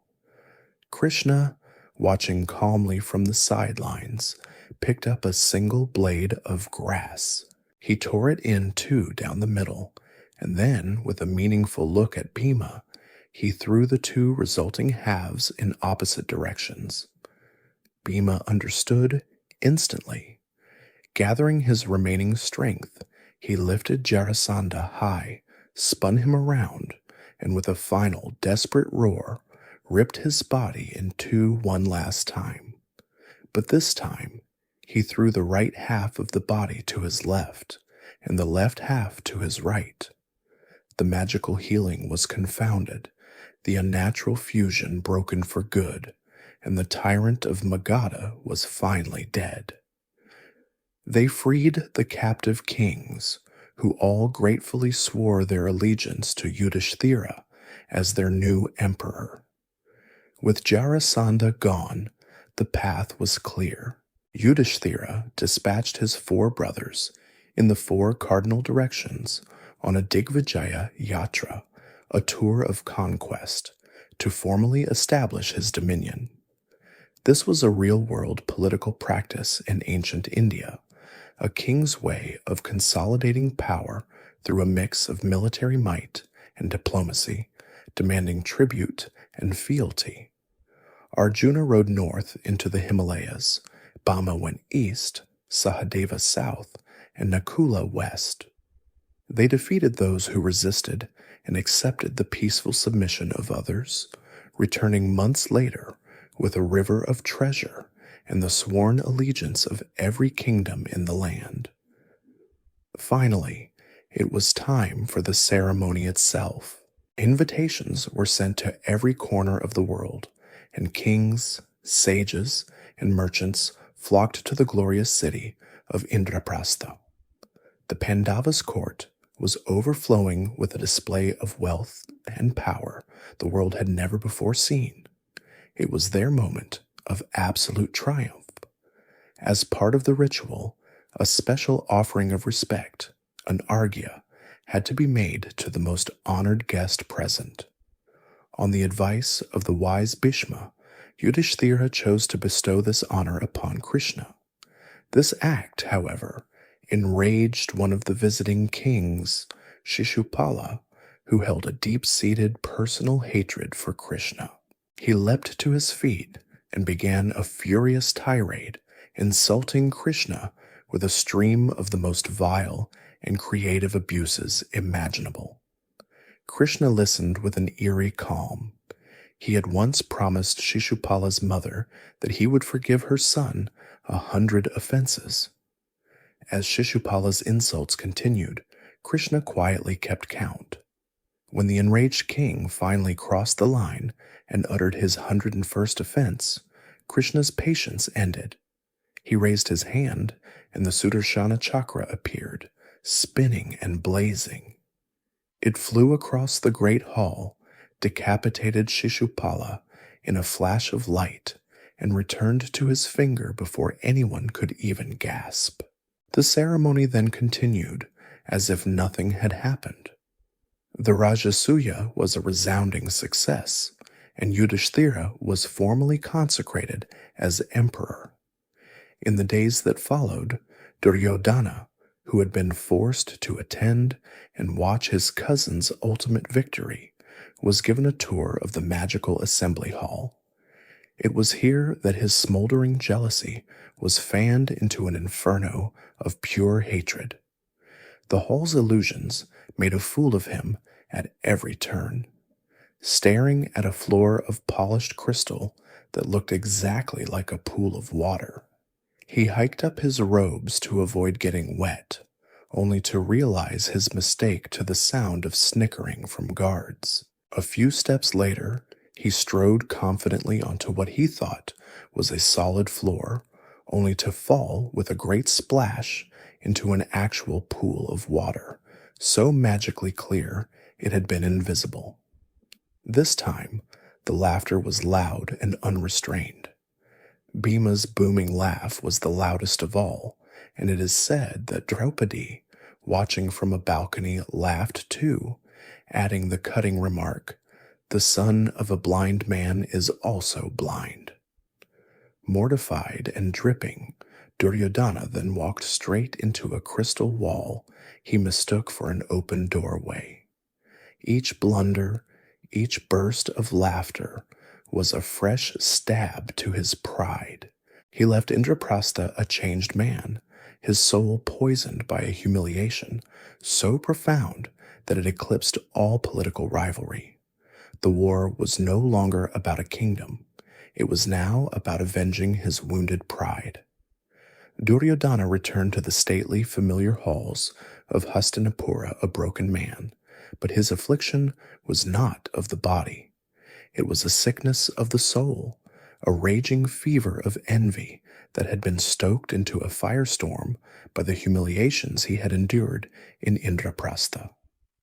The magical, gleaming palace of his cousins had made his own ancestral home feel drab and provincial. Their unimaginable wealth made his own treasury seem like a pauper's chest.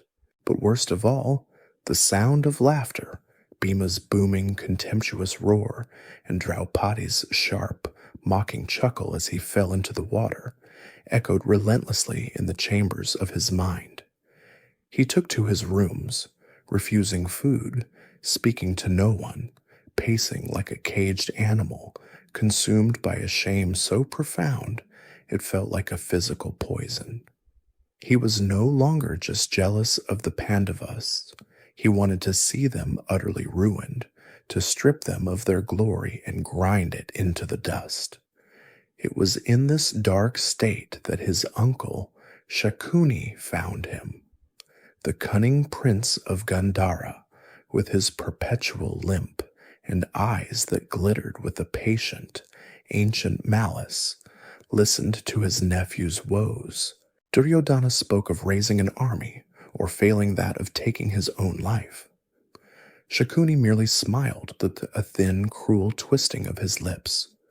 War, he explained, was for fools. It was unpredictable, costly, and the Pandavas, with their powerful allies, were not easily defeated. And suicide? That was just pathetic. Grief is for the weak, nephew, he hissed. A true king does not weep, he plots. He then offered Duryodhana a path to victory that required no armies, no bloodshed, and no risk. It was a victory that could be won in a single afternoon, in the quiet of a royal hall. Yudhishthira has a weakness, Shakuni whispered, his voice like the dry slither of a snake. He has a passion for the game of dice, but he has no skill. And as it happens, he added, tapping a pouch at his side, I have all the skill in the world. My dice do not merely fall, nephew, they obey. The plan was as simple as it was diabolical. Yudhishthira's rigid adherence to the Kshatriya code of honor meant that he could not, under any circumstances, refuse a formal challenge to a game, especially one from his sovereign, King Dhritarashtra. To do so would be an admission of fear, an act of cowardice unthinkable for an emperor. They would invite him for a friendly game, and Shakuni, with his loaded or magically enchanted dice, would systematically strip him of everything he owned. Hope, for the first time in weeks, returned to Duryodhana's eyes. They went at once to the blind king. Duryodhana poured out his misery, describing the Pandavas' opulence and his own unbearable torment with such theatrical despair that his father's heart ached for him. Dhritarashtra, though he knew gambling was a gate to hell, could not bear to see his favorite son in such pain. His own secret envy of Pandu's successful sons gnawed at him. When the wise Vidura got wind of the plan, he rushed to the king, pleading with him to forbid the game, warning that it was a dishonest charade that would lead to the ruin of their entire dynasty. But the blind king's love for his son was greater than his wisdom. He overruled Vidura, commanding that a new, magnificent assembly hall be built for the occasion, and that Vidura himself must travel to Indraprastha to extend the formal royal invitation. Vidura arrived in the brilliant court of Indraprastha with the demeanor of a man forced to deliver a death sentence. He conveyed the king's command for Yudhishthira to attend a celebratory dice game. Yudhishthira knew instantly that this was no friendly invitation. He could smell the trap. "A game of dice is a source of quarrels," he said to Vidura. "Wise men do not advise it. But if it is the command of my uncle, the king, I cannot refuse." His brothers stood by in silence, their faces grim, but they did not challenge the decision. Yudhishthira's dharma was absolute. He would walk into the serpent's pit with his eyes wide open rather than dishonor his king by refusing a challenge. The Pandavas and Draupadi journeyed to Hastinapura. They were greeted with cloying smiles and false welcomes and escorted into the newly built gambling hall. The atmosphere within was electric with tension. The great elders of the clan, Bhishma, Drona, Kripa, and Vidura, all took their seats, their faces like stone masks, their silence a form of passive consent to the crime about to unfold. The game began. Yudhishthira sat opposite Shakuni, who rolled the dice on Duryodhana's behalf. The first stake was a string of pearls. Shakuni gathered the dice, whispered to them, and let them fly. "Here I win," he cried, and so he did. Yudhishthira, with a forced smile, staked 1,000 jars of gold. Again, the dice obeyed Shakuni. The stakes grew higher. Chariots, horses, elephants, the royal treasury, the cattle of the kingdom, all were wagered, and all were lost with each maddeningly perfect roll of Shakuni's dice. The game of Pasha, as it was known, has a long history in India, mentioned in sacred texts like the Rig Veda as a source of ruin. It was a well-known cultural anxiety, a recognized vice, and Yudhishthira, the wisest of men, was falling headlong into its most classic trap. Caught in the hypnotic rhythm of loss and stung by Shakuni's incessant taunts, Yudhishthira's reason began to fray. He gambled away the freedom of all his servants. He lost the entire kingdom of Indraprastha, the city his brothers had built from ashes. He had nothing left. "You have lost your kingdom," Shakuni sneered, "but you have not lost everything. You still have your brothers to wager." A collective gasp went through the hall. In a moment of sheer gambling madness, Yudhishthira placed his brother Sahadeva as a stake. He lost. Then he staked Nakula. He lost. Driven on by Shakuni's goading, he staked Arjuna, the hero of the world, and then Bhima, the strength of their family. With 4 rolls of the dice, the 4 Pandava brothers were stripped of their royalty and became the slaves of Duryodhana. Shakuni let the horror of that moment sink in. Then he leaned forward, his voice a silken poison. "There is one person left, Yudhishthira. You have lost your brothers, but you have not yet lost yourself. Stake yourself, and with 1 roll you can win everything back." In a final desperate act, Yudhishthira bet himself. Shakuni scooped up the dice, cast them, and cried out his victory. Emperor Yudhishthira, the king of justice, was now a slave. His kingdom, his wealth, his brothers, and his own body now belonged to his hated cousin. The game should have been over. The ruin was complete. But Shakuni's eyes, gleaming with a malice that seemed to have no bottom, surveyed the scene and saw one last ultimate prize. "O king," he mocked, letting the now empty title drip with sarcasm, A slave owns nothing, but you seem to have forgotten something. You still have one jewel left. You have your wife. Stake the Princess Draupadi." A dead, horrified silence descended upon the assembly hall. Shakuni's final suggestion to wager the Empress Draupadi was so vile, so far beyond the pale of civilized conduct, that it seemed to suck the very air from the room. The elders, who had sat by as a kingdom was stolen, finally found their voices murmuring, "Shame, shame." But their protests were whispers, not actions. They did nothing to stop the game. All eyes turned to Yudhishthira. He sat like a statue, carved from grief, his mind a ruin, his will completely shattered by the sheer totality of his loss. He was a gambler in the final, desperate throes of his addiction, convinced that the next roll, the final bet, was the only thing that mattered. In a voice barely audible, he agreed. He staked his wife.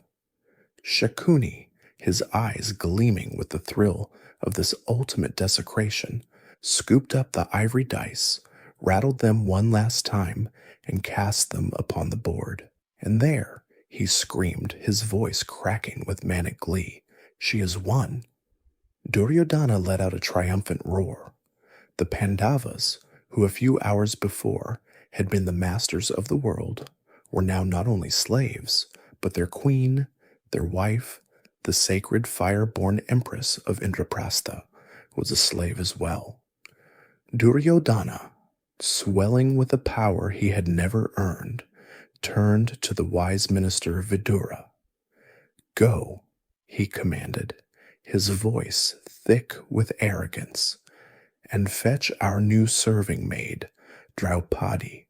Her husbands can no longer command her. Bring her here to sweep the floors of the hall." Vidura, who had been simmering with a silent rage, finally erupted. "You are a fool speaking wicked words, and you do not realize you are hanging by a thread over a terrifying cliff," he shouted. "You are seeking your own destruction." He turned to the assembly and argued passionately that Draupadi could not be considered one, for Yudhishthira was already a slave when he staked her, and a slave owns no property. Enraged by this open defiance, Duryodhana bypassed Vidura and sent a simple court usher, a man named Pratikaman, to carry out his order. The usher entered Draupadi's private chambers and delivered the unthinkable news with a trembling voice. Draupadi was aghast, but in that moment of supreme crisis, her mind remained sharp as a razor. She did not weep. She forged a weapon out of logic. "Go back to the assembly," she told the usher. "Ask the king who wagered me this question. Whom did you lose first, yourself or me?" It was a brilliant legal challenge, a question that threw the entire validity of the final bet into doubt. If Yudhishthira had lost himself first, he had no legal standing to wager her.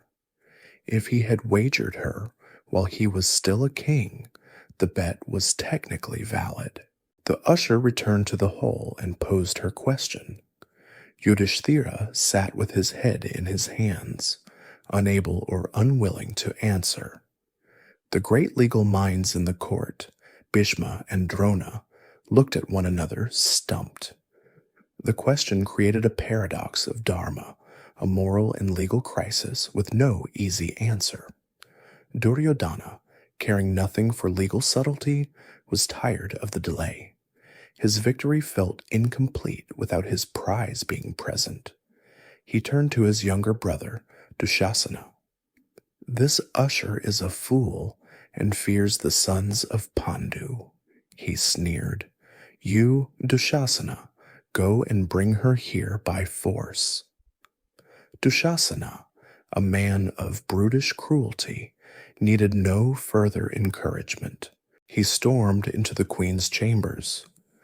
He found Draupadi, who, being in the middle of her monthly cycle, was dressed in a single, unstitched piece of cloth, as was the custom for women in that ritual state of separation.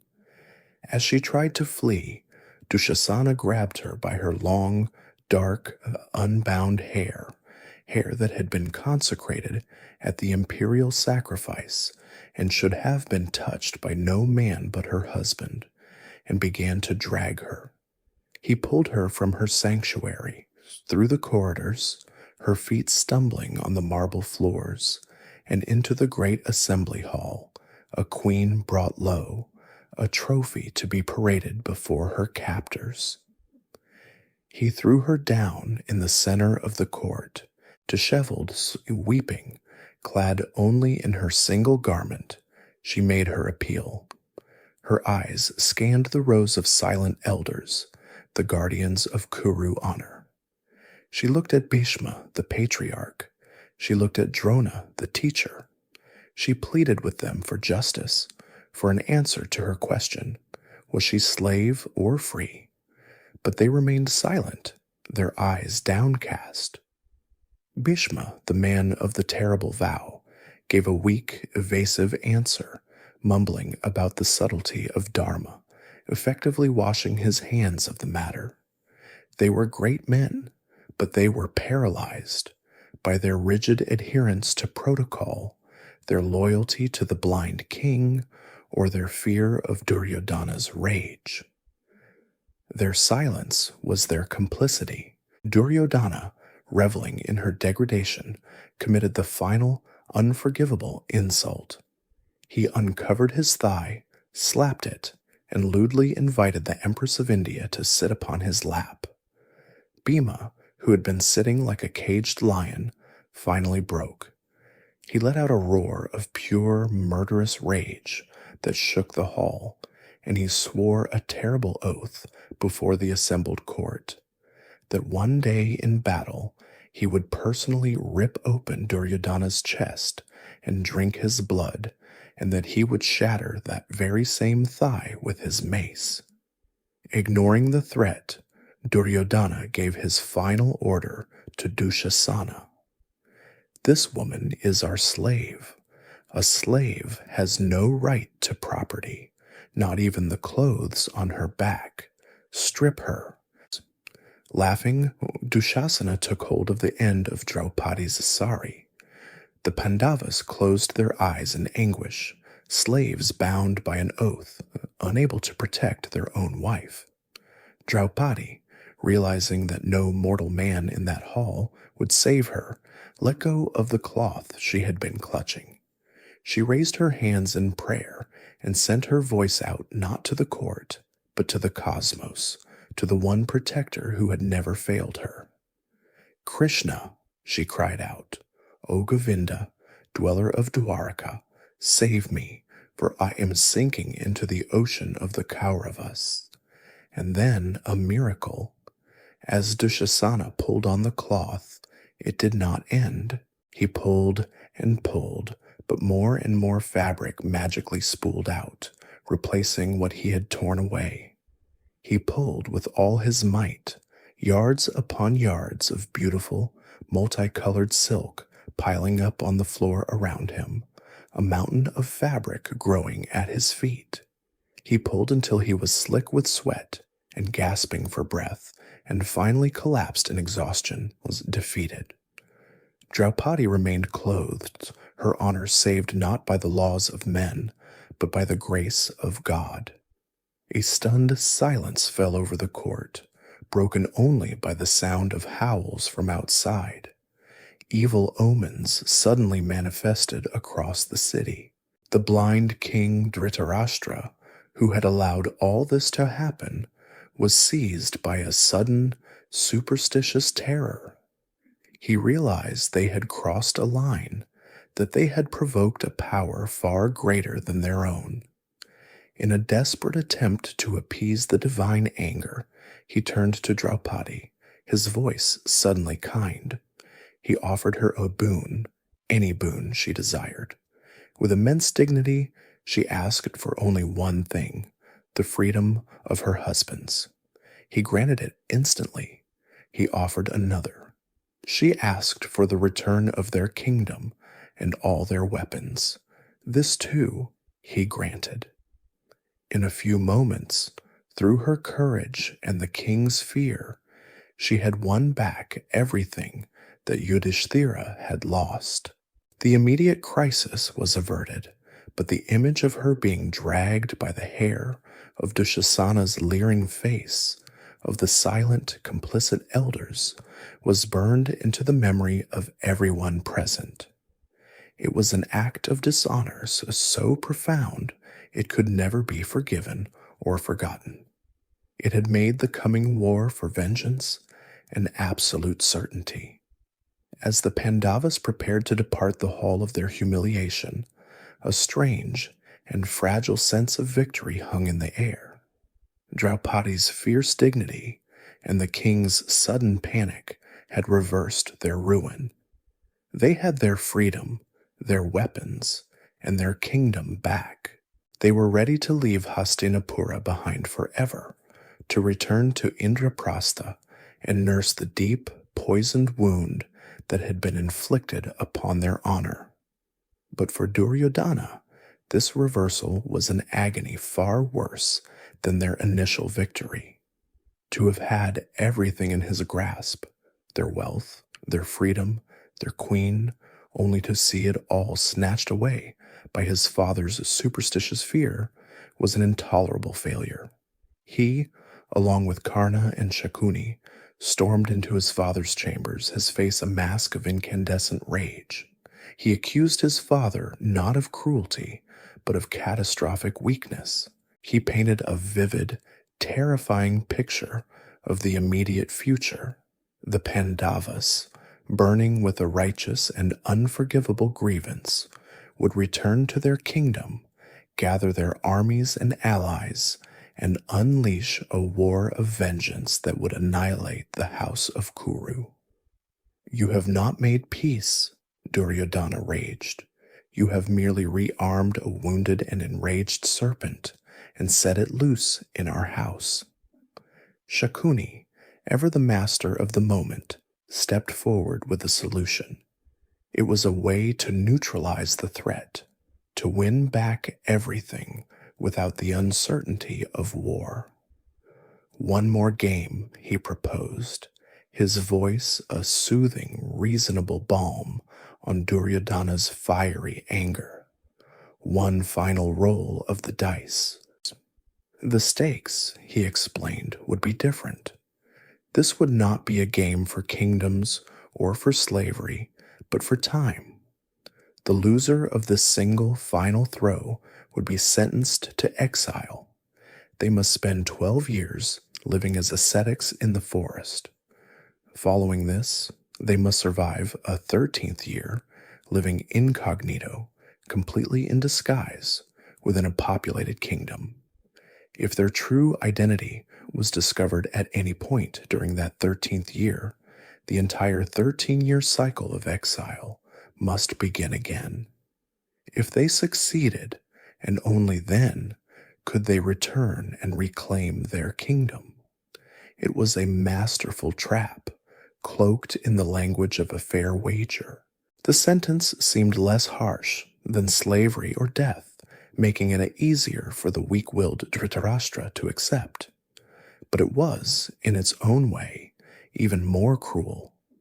It would remove the Pandavas from power for over a decade, giving Duryodhana undisputed control to consolidate his rule, bribe their allies, and poison the minds of the people against them.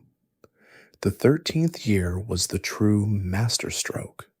The odds of 5 famous warriors and their legendary queen remaining undiscovered for a full year were infinitesimally small, threatening to lock them in a repeating loop of exile for the rest of their lives.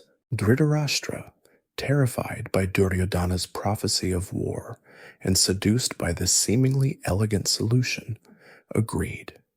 He commanded that the Pandavas, who had only just reached the city's outer gates, be recalled to the assembly hall. When the summons came, a feeling of grim fatality descended upon the Pandavas. They returned to the hall where they had been so thoroughly broken, and King Dhritarashtra, their sovereign, laid out the terms of the final wager. A wave of protest erupted from the brothers. They had their kingdom back. They had won. Why should they risk everything again on the whim of a cheat?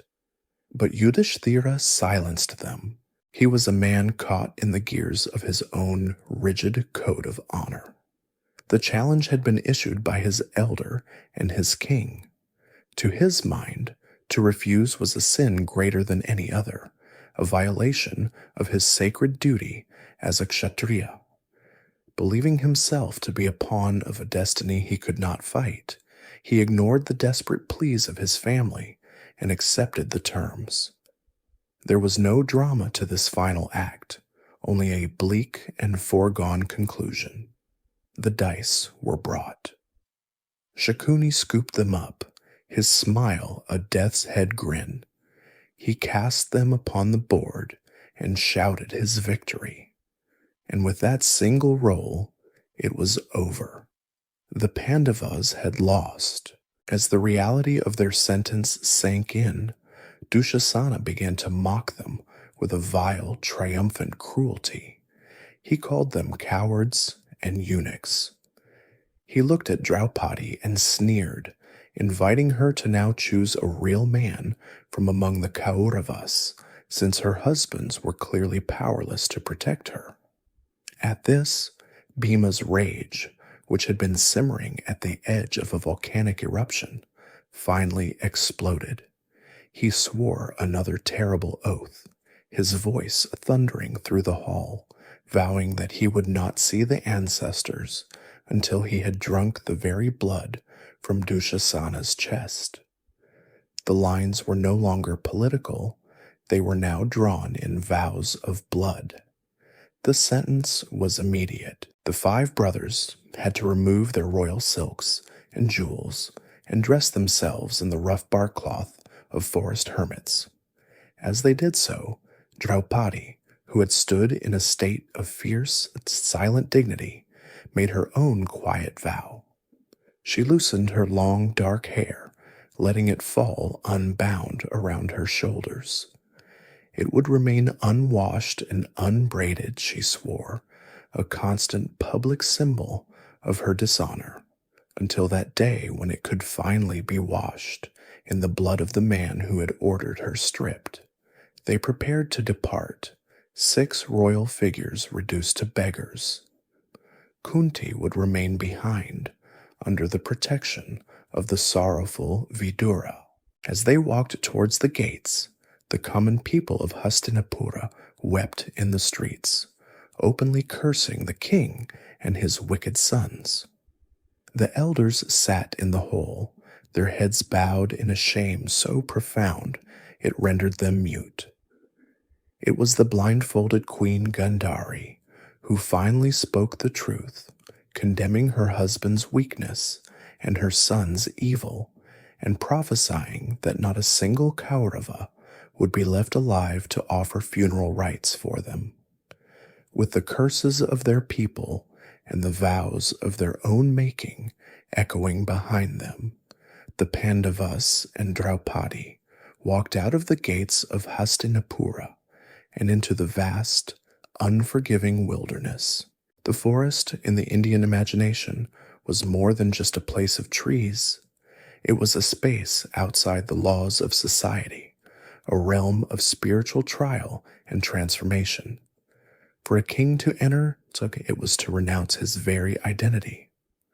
Duryodhana believed he had cast his cousins into a void for 13 years. But he was not sending them to their end. He was sending them into the crucible that would forge them into the instruments of his own destruction. The forest received them with a profound and crushing indifference. The gates of Hastinapura had closed behind them, and with that closure, their old lives had vanished. The 5 royal brothers and their queen accustomed to silken beds and the quiet efficiency of 1,000 servants, were now homeless. They slept on the cold, hard earth, their pillows the roots of trees, and learned the bitter arts of foraging for wild fruits and roots to quell the gnawing hunger in their bellies. The first months of their 12-year sentence were a harsh education in survival, a stripping away of every royal pretense, leaving only the raw, tested core of their character. This was their new kingdom, a realm of rustling leaves, sudden dangers, and an almost unbearable silence, filled only by the memory of their humiliation. Yudhishthira, in particular, was haunted by his own actions, replaying the disastrous dice game over and over in his mind, a self-inflicted wound that would not heal. They wandered, seeking solace in the hermitages of the many sages who had made the forest their home. This period of exile was a forced spiritual retreat, a time for introspection and the gathering of a different kind of strength. It was during a visit from their grandfather, the sage Vyasa, that the true purpose of their exile began to take shape.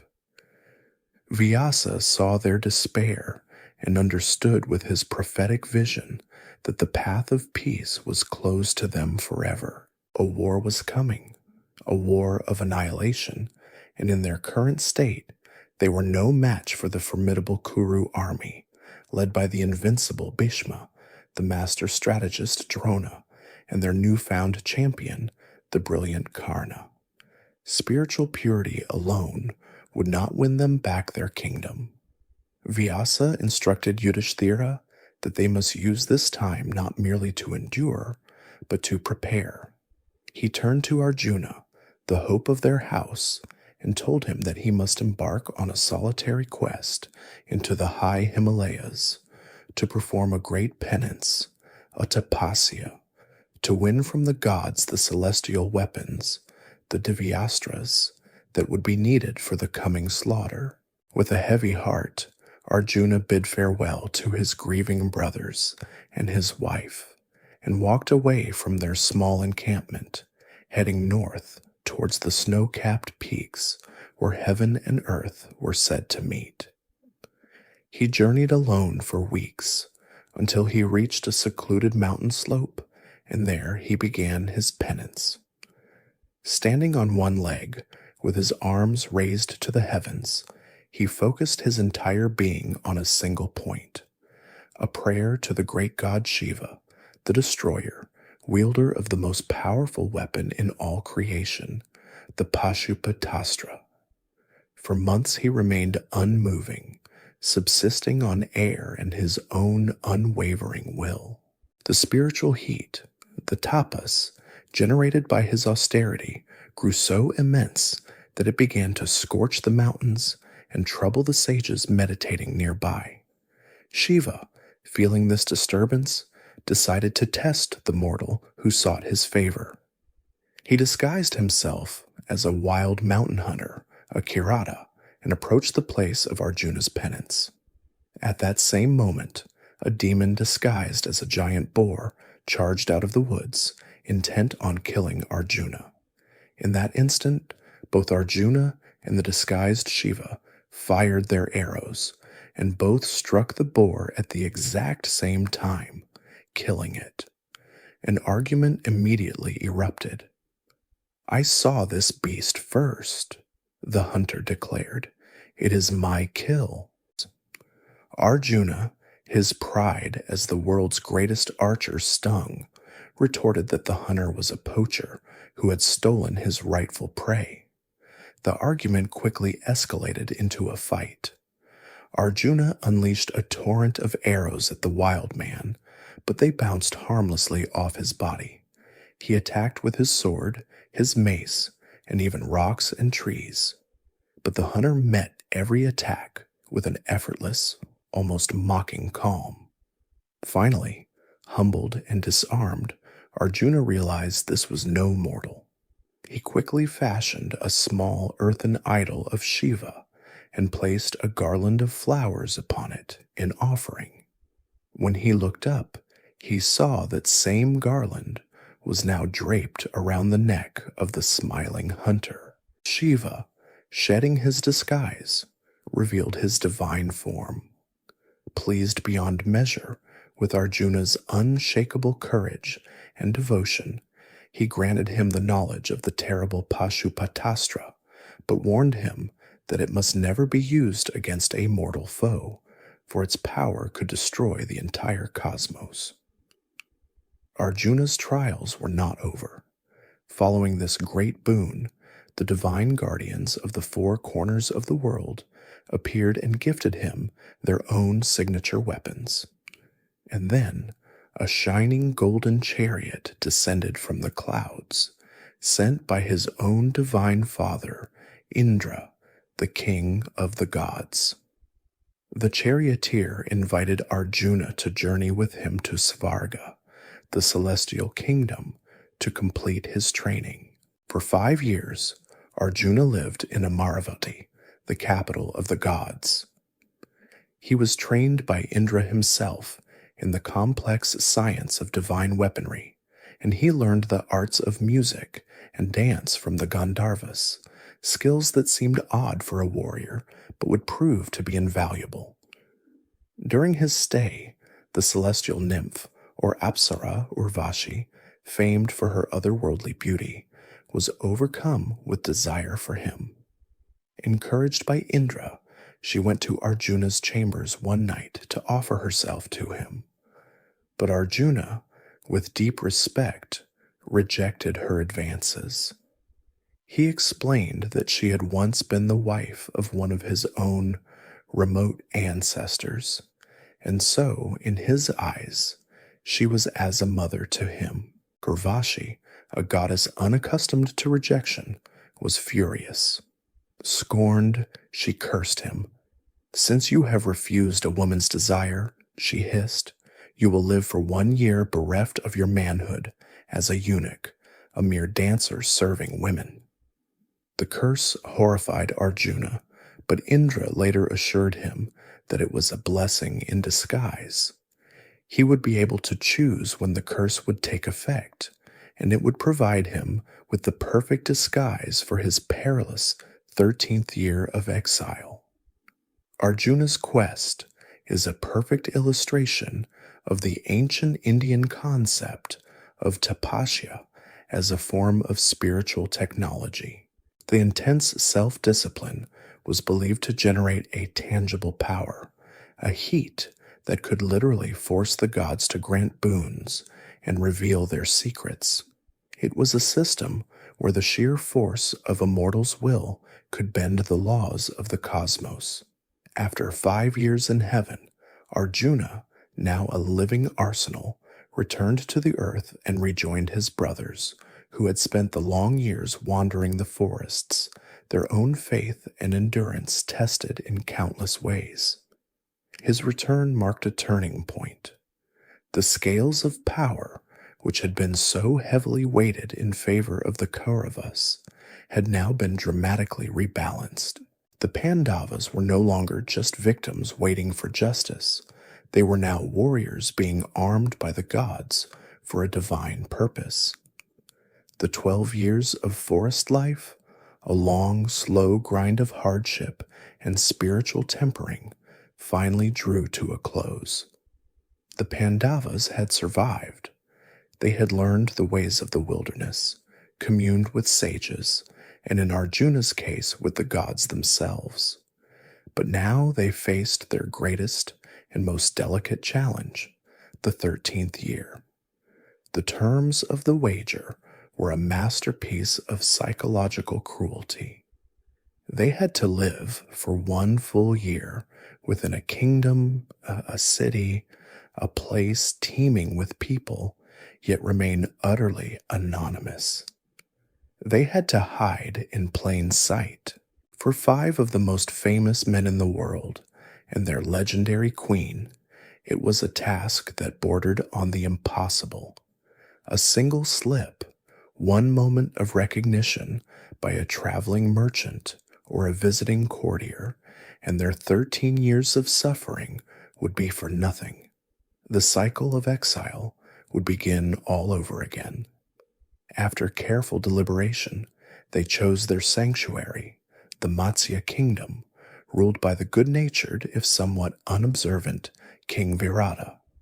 It was a prosperous and stable kingdom, large enough to get lost in, and not too deeply enmeshed in the politics of Hastinapura. Before entering the city, they took their divine weapons, which would have instantly given them away, wrapped them in a bundle to look like a corpse, and hung them high in a remote shami tree near a cremation ground, a grim disguise sure to deter the curious. Then, one by one, they entered the city of Virata, each ready to assume a new, humble identity. Yudhishthira, the king of justice, approached the court as a Brahmin named Kanka, a master of the game of dice. In a move of profound and painful irony, he offered his services to King Virata as a companion and advisor in the very vice that had caused his ruin. Bhima, the mighty prince, became Vallabha, a boisterous, prodigiously strong cook and wrestler, his skills perfectly explaining both his massive physique and his equally massive appetite. He was given charge of the royal kitchens. Nakula, the handsome prince with a gift for horses, became Granthika, a stable hand, his expertise quickly earning him the position of master of the royal stables. His twin, Sahadeva, a master of animal husbandry, became Tantipala, a chief cowherd, overseeing the king's vast and precious herds of cattle.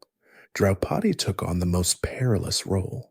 She became Malini, a Sairandri, a highly skilled lady's maid and hairdresser, claiming to be the widowed former attendant of the now dead Empress Draupadi, seeking refuge and employment. Her beauty and grace earned her a position as the chief attendant to King Virata's wife, Queen Sudeshna, and Arjuna, the greatest warrior of the age, embraced the strange blessing of Urvashi's curse. He entered the court as Brihanala, a eunuch. Adorned with bangles and earrings, his hair in a long braid, he presented himself as a master of the arts of music and dance, his disguise so complete that he was hired to teach the royal princess, Uttara, and the ladies of her court. It was a year of silent, constant performance. The 5 brothers and their wife would see each other daily in the palace, the king's advisor playing dice, the cook serving the meal, the stable hand bringing the chariot, the queen's maid attending to her mistress, the eunuch teaching the princess to dance. Yet they could not speak, could not acknowledge their bond, communicating only through fleeting, coded glances. It was a year of profound humiliation and biting suspense. The greatest danger to their charade came not from outside, but from within the court itself. The queen's brother, Kichaka, was the commander-in-chief of the Matsya army, a man of immense strength and even greater arrogance. His power in the kingdom was second only to the king's. His lustful eyes soon fell upon the beautiful new Sairandri, Malini. He began to pursue Draupadi relentlessly, and she, in her powerless disguise, could only fend him off by claiming that she was protected by 5 powerful Gandharva husbands who would kill any man who dishonored her. Kichaka, however, was not a man who took no for an answer.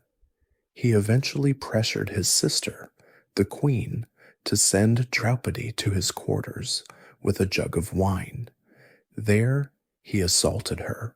Draupadi shoved him away and fled, running for protection into the main assembly hall, where King Virata was in the middle of a dice game with the disguised Yudhishthira. Kichaka, blind with rage and lust, stormed into the hall after her. In full view of the king and the entire court, he grabbed Draupadi by the hair, a horrific echo of her past trauma, and kicked her to the ground. King Virata, cowed by his powerful brother-in-law, said nothing. Yudhishthira, bound by his disguise as the humble courtier Kanka, could only clench his fists in silent, impotent fury, his soul screaming while his mouth could only offer a few mild words of disapproval. Bhima, who witnessed the assault from a distance, felt a rage so pure and so absolute that it nearly caused him to break his cover on the spot. This moment starkly illustrates the grim reality of court dynamics. Justice was not a right, but a privilege of power, and in her servant's disguise, Draupadi's had none. That night, a weeping Draupadi crept to Bhima's quarters in the kitchens. She recounted the public humiliation, her words a whip, lashing out at him and his brothers for their inaction.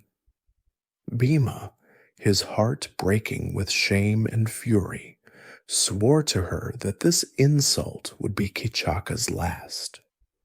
Together, they formulated a plan. Draupadi would pretend to have a change of heart, agreeing to a secret rendezvous with Kichaka in the darkness of the royal dance hall.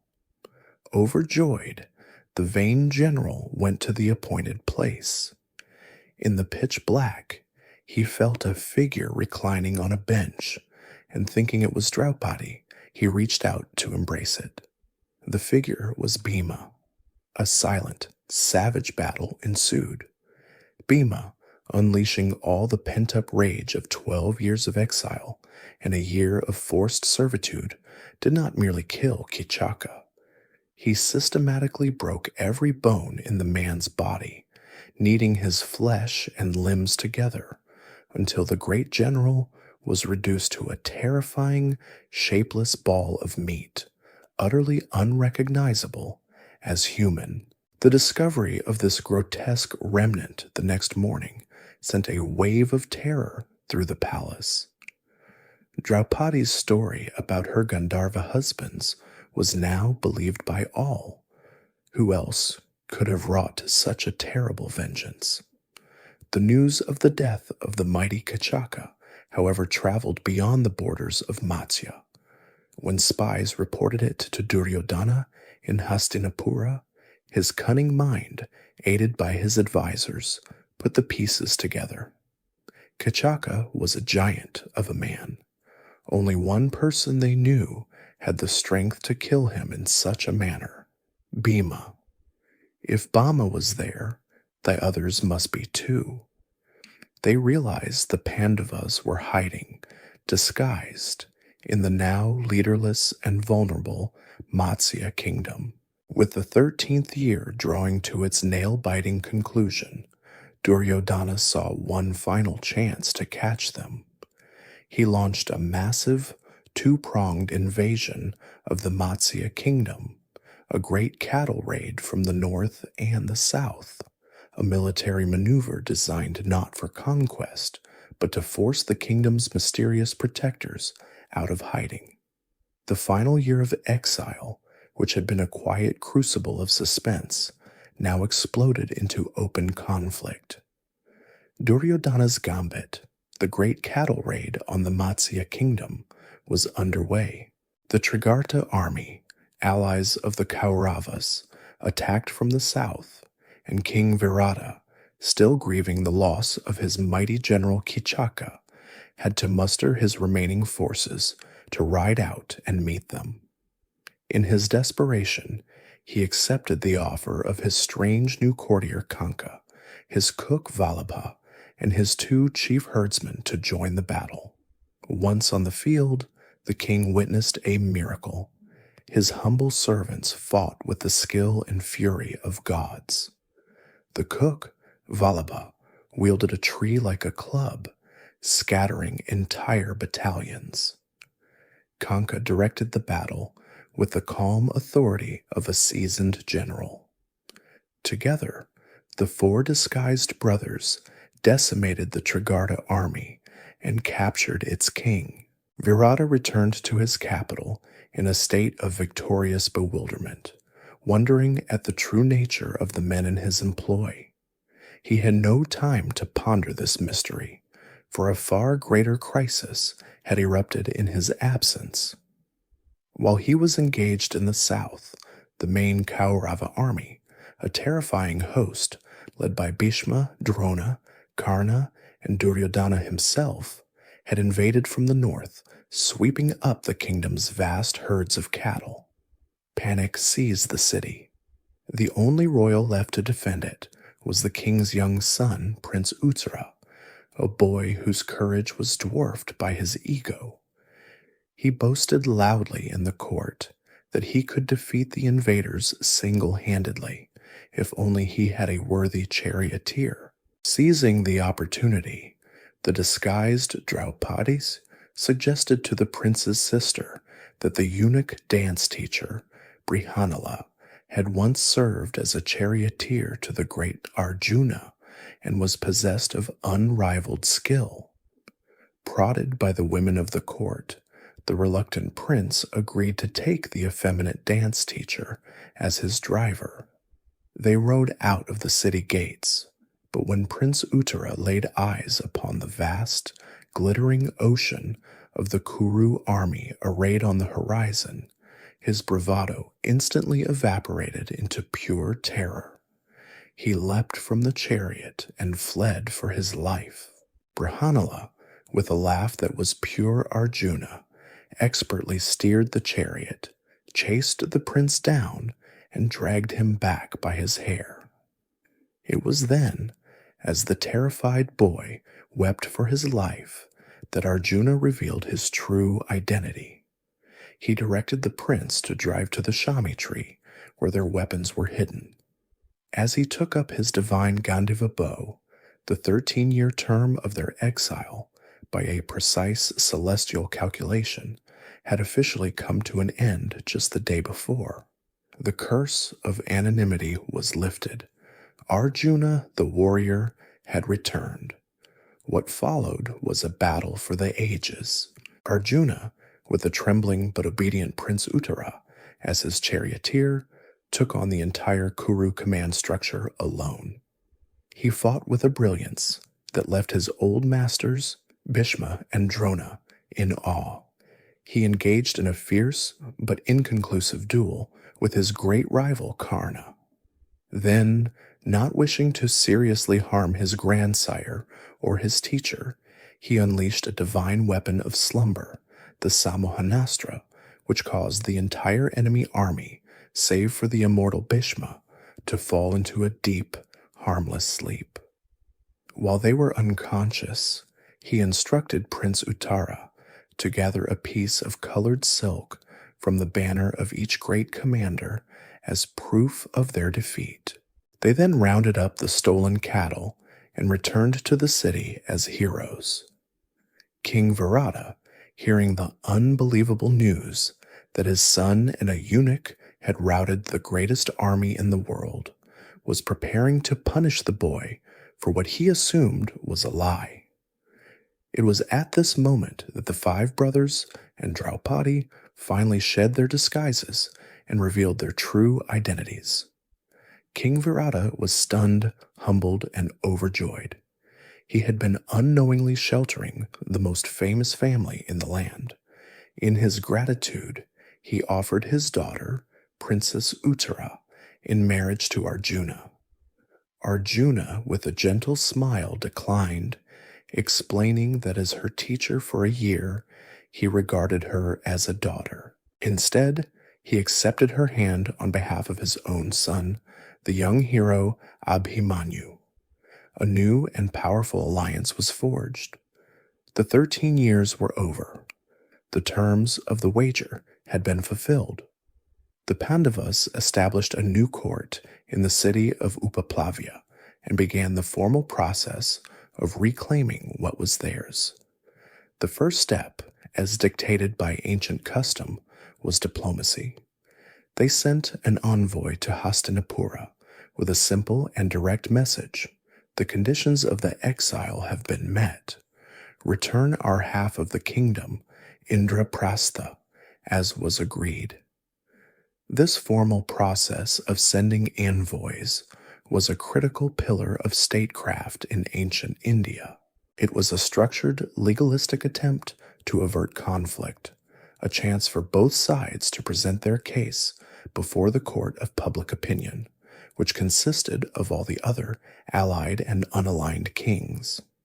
War was always considered a last resort, a failure of dharma. Duryodhana, however, had no interest in diplomacy. When the Pandavas' envoy arrived, he was met with scorn. Duryodhana refused the request outright, falsely claiming that they had been discovered before the 13th year was officially over and therefore must return to the forest. But even if the term had been met, he declared, his voice ringing with an arrogance that sealed his fate, he would not give the Pandavas so much as a single needlepoint of land without a war. The lines were drawn.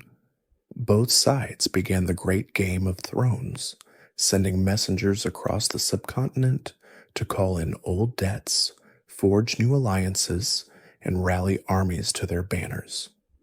The world began to polarize, choosing sides in the inevitable conflict. As the drums of war began to beat, one last, desperate attempt at peace was made. Krishna himself, a figure revered by both sides of the family, offered to go to Hastinapura as the Pandavas' personal envoy. He would make a final appeal, not as a king or a politician, but as a kinsman, and for those with the eyes to see it, as a divine voice of reason. He journeyed to the court of the blind king, carrying with him the last chance for an entire generation of heroes to live out their lives in peace. His mission was not just a negotiation, it was the final moral test for the house of Kuru. The response he received would determine whether the age would end with a treaty or a bloodbath. Krishna's chariot rolled into the tense, expectant city of Hastinapura. He was received with all the pomp and ceremony befitting a great king, but it was a hollow welcome, a gilded facade over a core of intractable hatred. Duryodhana, in a gesture of magnanimous hospitality that was in fact a political power play, offered Krishna the full use of the royal palace. Krishna politely but firmly declined, choosing instead to stay in the humble home of the virtuous Vidura. The message was unmistakable. He would not break bread with evil, and he stood with the righteous, however powerless they seemed. The following day, in the full, silent assembly of the Kuru elders, Krishna made his final, magnificent plea for peace. He spoke not as a threatening adversary, but as a loving kinsman, his voice resonating with a divine and sorrowful wisdom. He laid out the horrors of a war that would consume their entire generation, a war that would make widows of their wives and leave their kingdom a smoldering graveyard. He begged Dhritarashtra and Duryodhana to pull back from the brink, to choose reason over rage. And he made them an offer of such profound concession, it was designed to be impossible to refuse. Forget half the kingdom. Just give the Pandavas 5 small villages, one for each brother to call his own, and they would lay down their arms and ask for nothing more. The great elders of the court, Bhishma and Drona, were visibly moved. Even the blind Dhritarashtra urged his son to accept this sliver of an olive branch. But Duryodhana's heart was a fortress, its gates barred and sealed against any appeal to reason or compassion. He not only rejected the offer of 5 villages, he stood before the entire assembly and in a voice trembling with arrogance, reaffirmed his infamous declaration he would not give the Pandavas enough land to cover the point of a needle. Then, in a final act of breathtaking folly, he declared Krishna a traitor and ordered his soldiers to seize him. The court erupted in gasps of horror. As the guards nervously advanced, Krishna simply laughed, a low, rumbling sound that seemed to come from the beginning of time, and then he revealed his true nature. The assembly hall vanished, replaced by a blinding, incandescent light as Krishna unveiled his Vishvarupa, his universal form. For those few granted the divine sight to behold it, the entire universe was contained within his being. They saw suns and galaxies swirling, all the gods and demons of creation paying homage, and to their ultimate terror, they saw the entire Kuru army, Duryodhana, Karna, Bhishma, Drona, marching like moths into the fiery maws of the cosmic being, their deaths not a future possibility, but an accomplished fact in the great sweep of time. The vision faded, leaving the assembly of men blinded, trembling, and utterly broken. Krishna, his point made with terrifying clarity, departed the court. The last chance for peace had been arrogantly cast aside. The war was now a certainty. The armies of the world, a vast and tragic gathering of fathers, sons, and brothers, converged on the sacred plain of Kurukshetra, a place long designated by tradition as a dharma-kshetra, a field of righteousness. It was a fitting stage for what was to be a great, terrible sacrifice to cleanse the world of an overabundance of prideful warriors. Before the war began, Krishna offered a final, curious choice to both sides. When one could have his vast, invincible army, the other could have him alone, but he would not wield a weapon. Duryodhana, thinking in purely material terms, greedily chose the army. Arjuna, with a wisdom that sealed his cousin's fate, chose Krishna, asking only that he serve as his charioteer.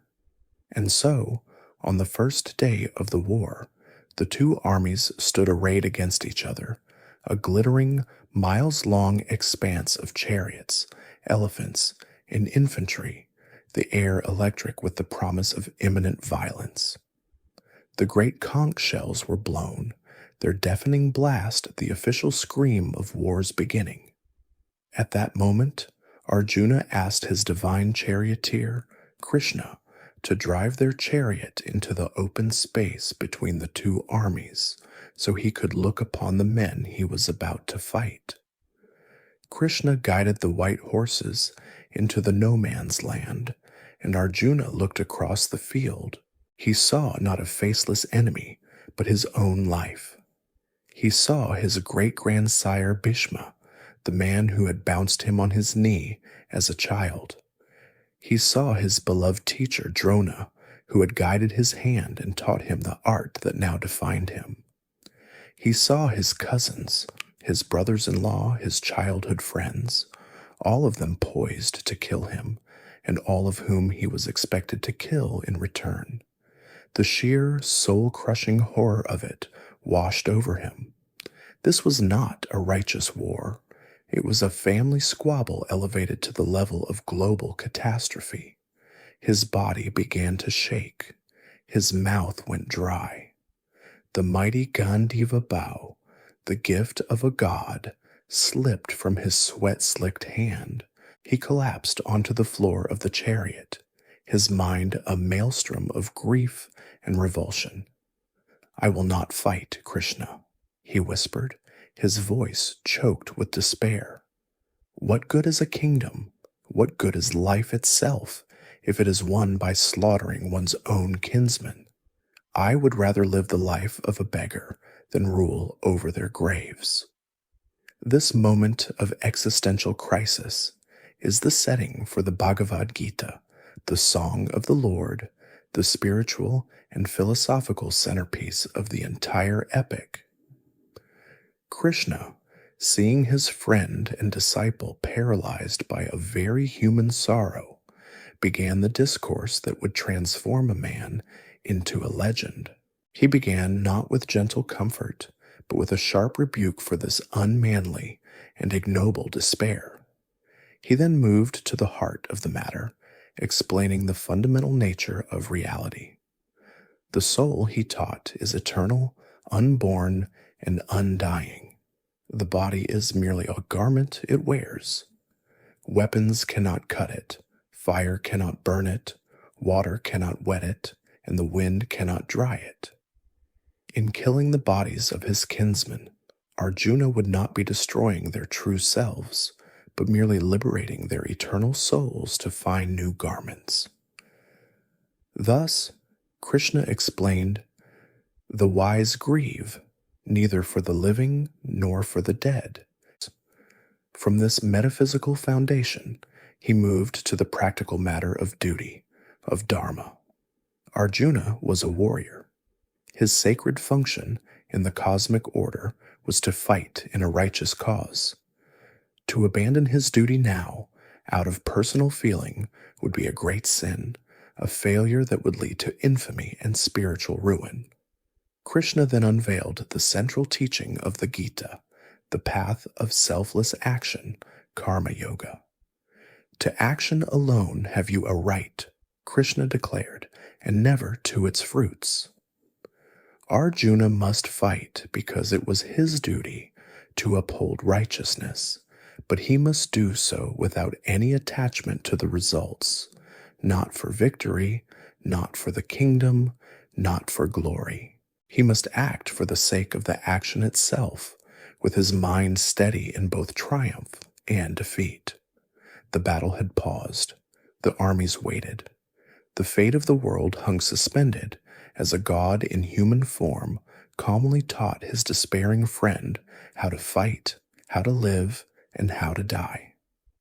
Krishna's final words settled in Arjuna's soul, a divine balm that cooled the fever of his doubt and quenched the fire of his despair. He was no longer just a nephew about to kill a grandsire or a student about to kill a teacher. He was an instrument of dharma, a warrior whose sacred duty was to fight for the restoration of order in a world gone sick with greed and arrogance. The grief did not vanish, but it was now overlaid with a new, steel-hard resolve. He picked up his Gandhava bow from the floor of the chariot. "My delusion is gone," he said to Krishna, his voice clear and steady. "I stand firm. I will do as you command." The conch shells blew once more, not as a prelude, but as the true, terrible beginning. The two vast armies surged forward, a human ocean crashing against itself with a roar of war cries and the splintering crash of chariots. The Great War of Kurukshetra had begun. The first 9 days of the war belonged to one man, Bhishma, the great-grandsire of the Kuru clan, bound by his ancient oath to defend the throne of Hastinapura, took the field as the supreme commander of the Kaurava forces. And he was magnificent.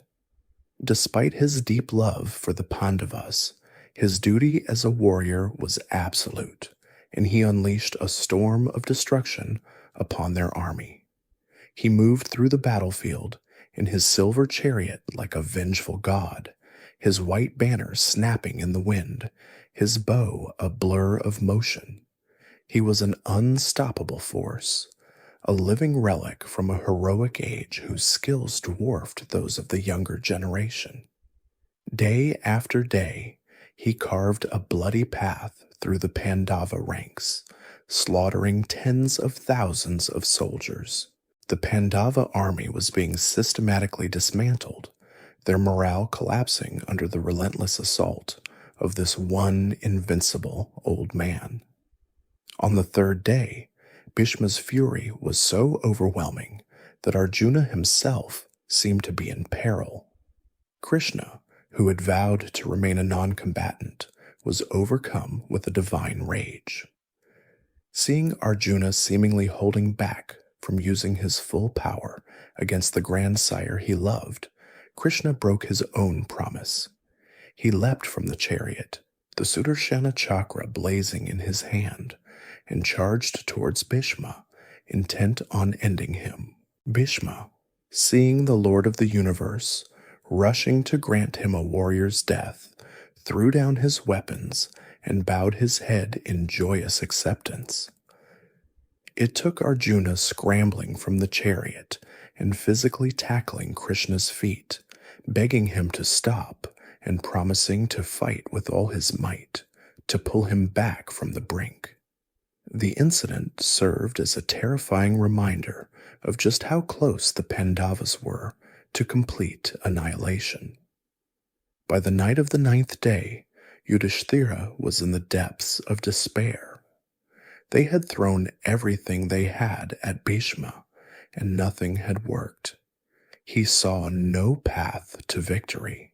It was then that he decided on a course of action that was both a desperate gambit and an act of profound humility.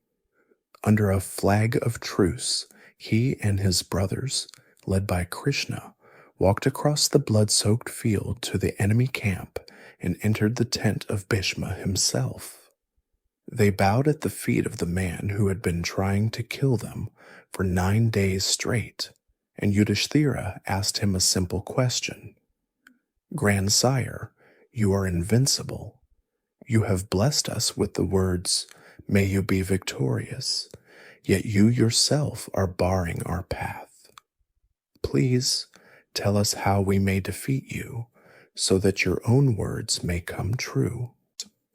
Bhishma, his heart overflowing with love for these righteous boys forced to fight him, smiled. He knew his time had come, and that his death was necessary for dharma to prevail. He gave them the secret to his own destruction. He was bound by a vow, he explained, to never raise a weapon against a woman or against one who had once been a woman. He told them to place the warrior Shikhandi at the front of their attack. Shikhandi was the reincarnation of Amba, the princess whose life Bhishma had ruined decades ago, the woman who had sworn a vow to be the cause of his death. Born a girl to King Drupada, she had later, through a magical exchange, become a man. But Bhishma, knowing her soul's origin, still saw her as Amba. He would not, could not fight her.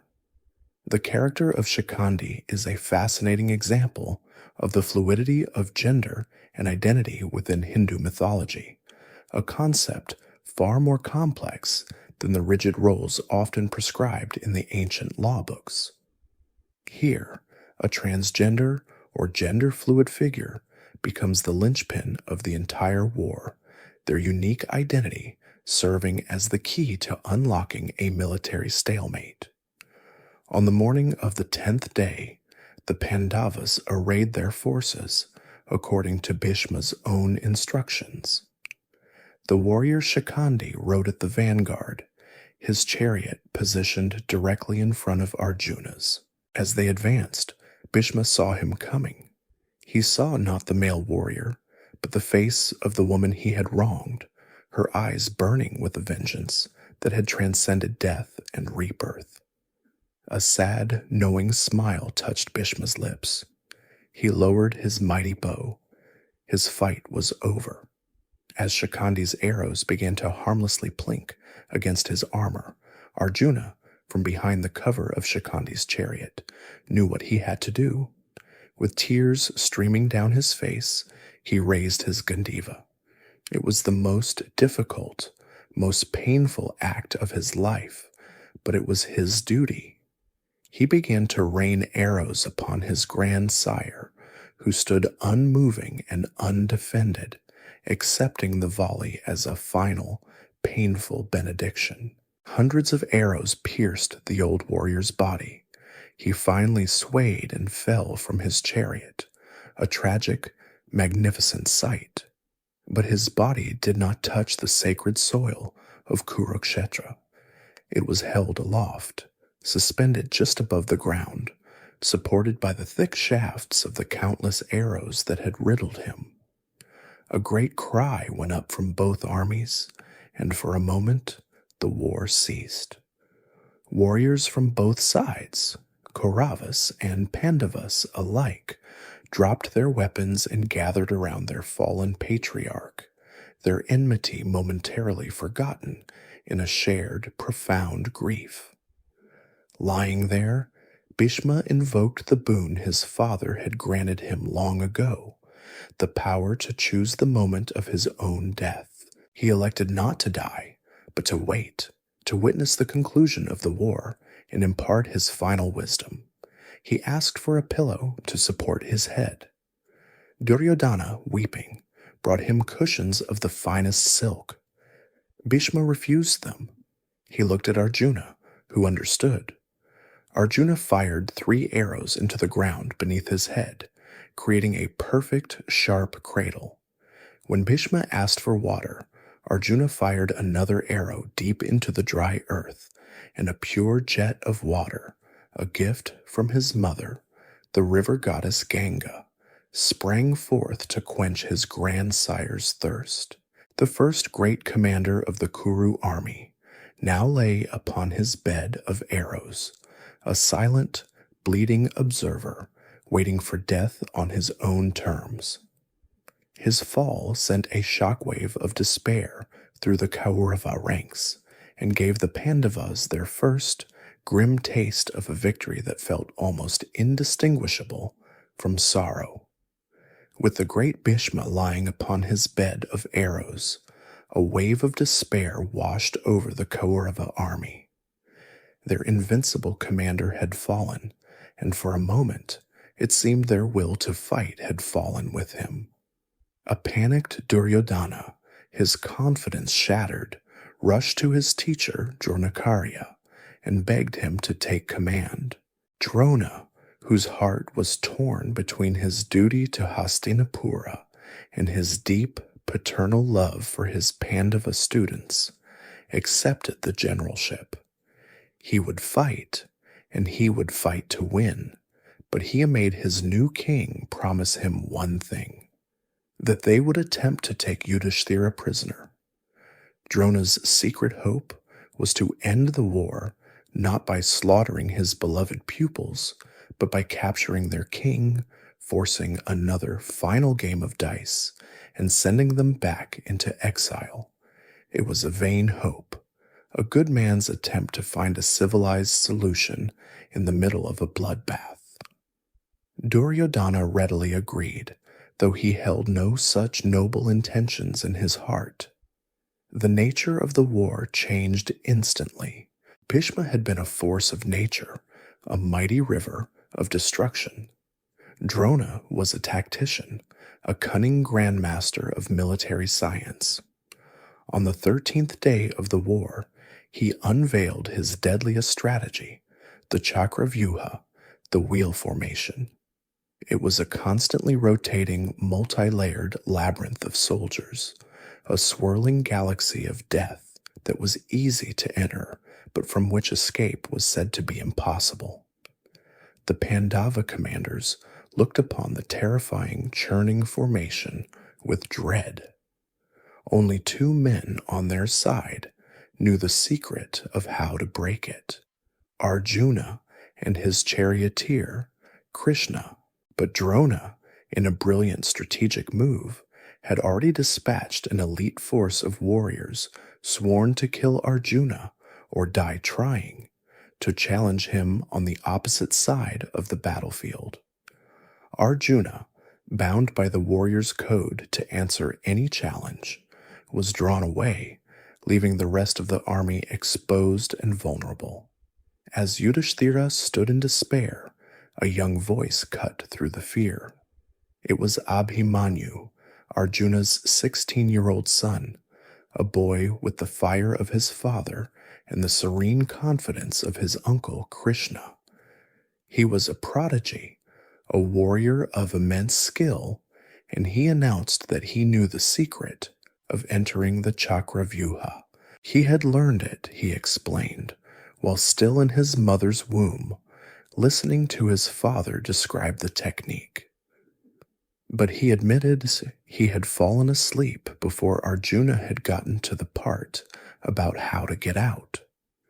Undeterred by this fatal gap in his knowledge, he bravely offered to lead the charge, smashing a path for the other Pandava heroes, Bhima, Yudhishthira, and the rest, who swore they would follow close behind him and keep the breach open. The young boy was a whirlwind of destruction. In his golden chariot, he smashed into the Kaurava formation like a meteor, breaking the first layer and carving a path deep into the heart of the enemy host. But the moment he was inside, the trap snapped shut. Duryodhana's brother-in-law, Jayadratha, using a powerful boon he had received from the god Shiva, single-handedly held the other Pandava warriors at bay, his divine power an unbreakable wall. The breach closed, and Abhimanyu was trapped inside, alone. What followed was not a battle, but a martyrdom.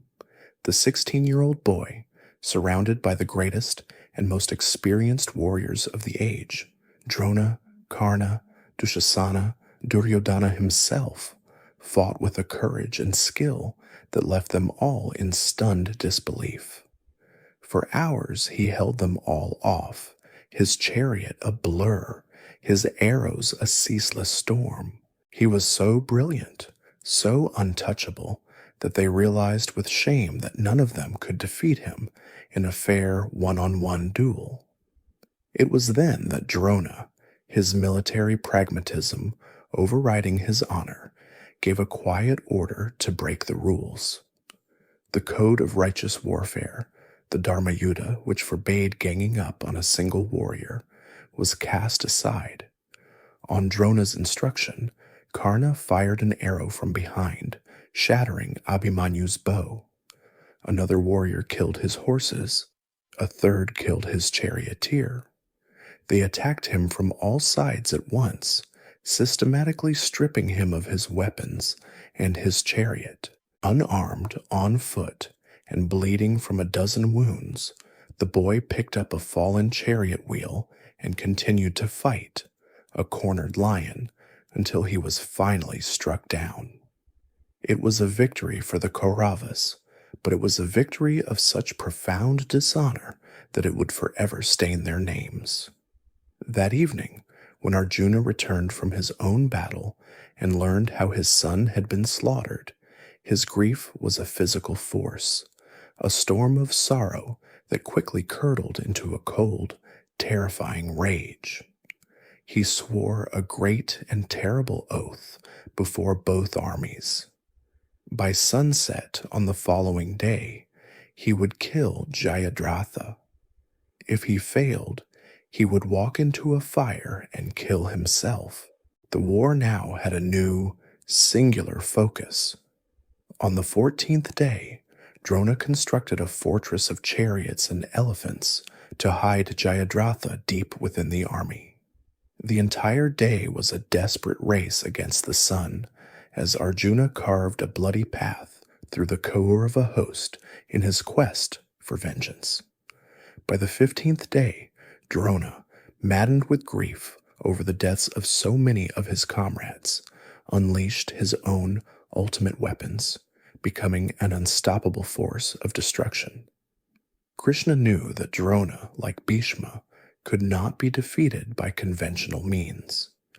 His one great weakness was his all-consuming love for his son, Ashwathama. It was time for another, more painful breach of honor. Krishna instructed Bhima to find and kill a war elephant that was also named Ashwathama. Bhima did so, and then began to cry out across the battlefield, "Ashwathama is dead." Drona heard the words, and his warrior's heart faltered, but he did not fully believe it. He knew there was only one man in the world who was incapable of lying, Yudhishthira. He ceased his attack and drove his chariot towards the Pandava king to confirm the news. This was the ultimate test of Yudhishthira's dharma. Krishna pleaded with him, arguing that this untruth for the sake of truth was necessary to save them from annihilation.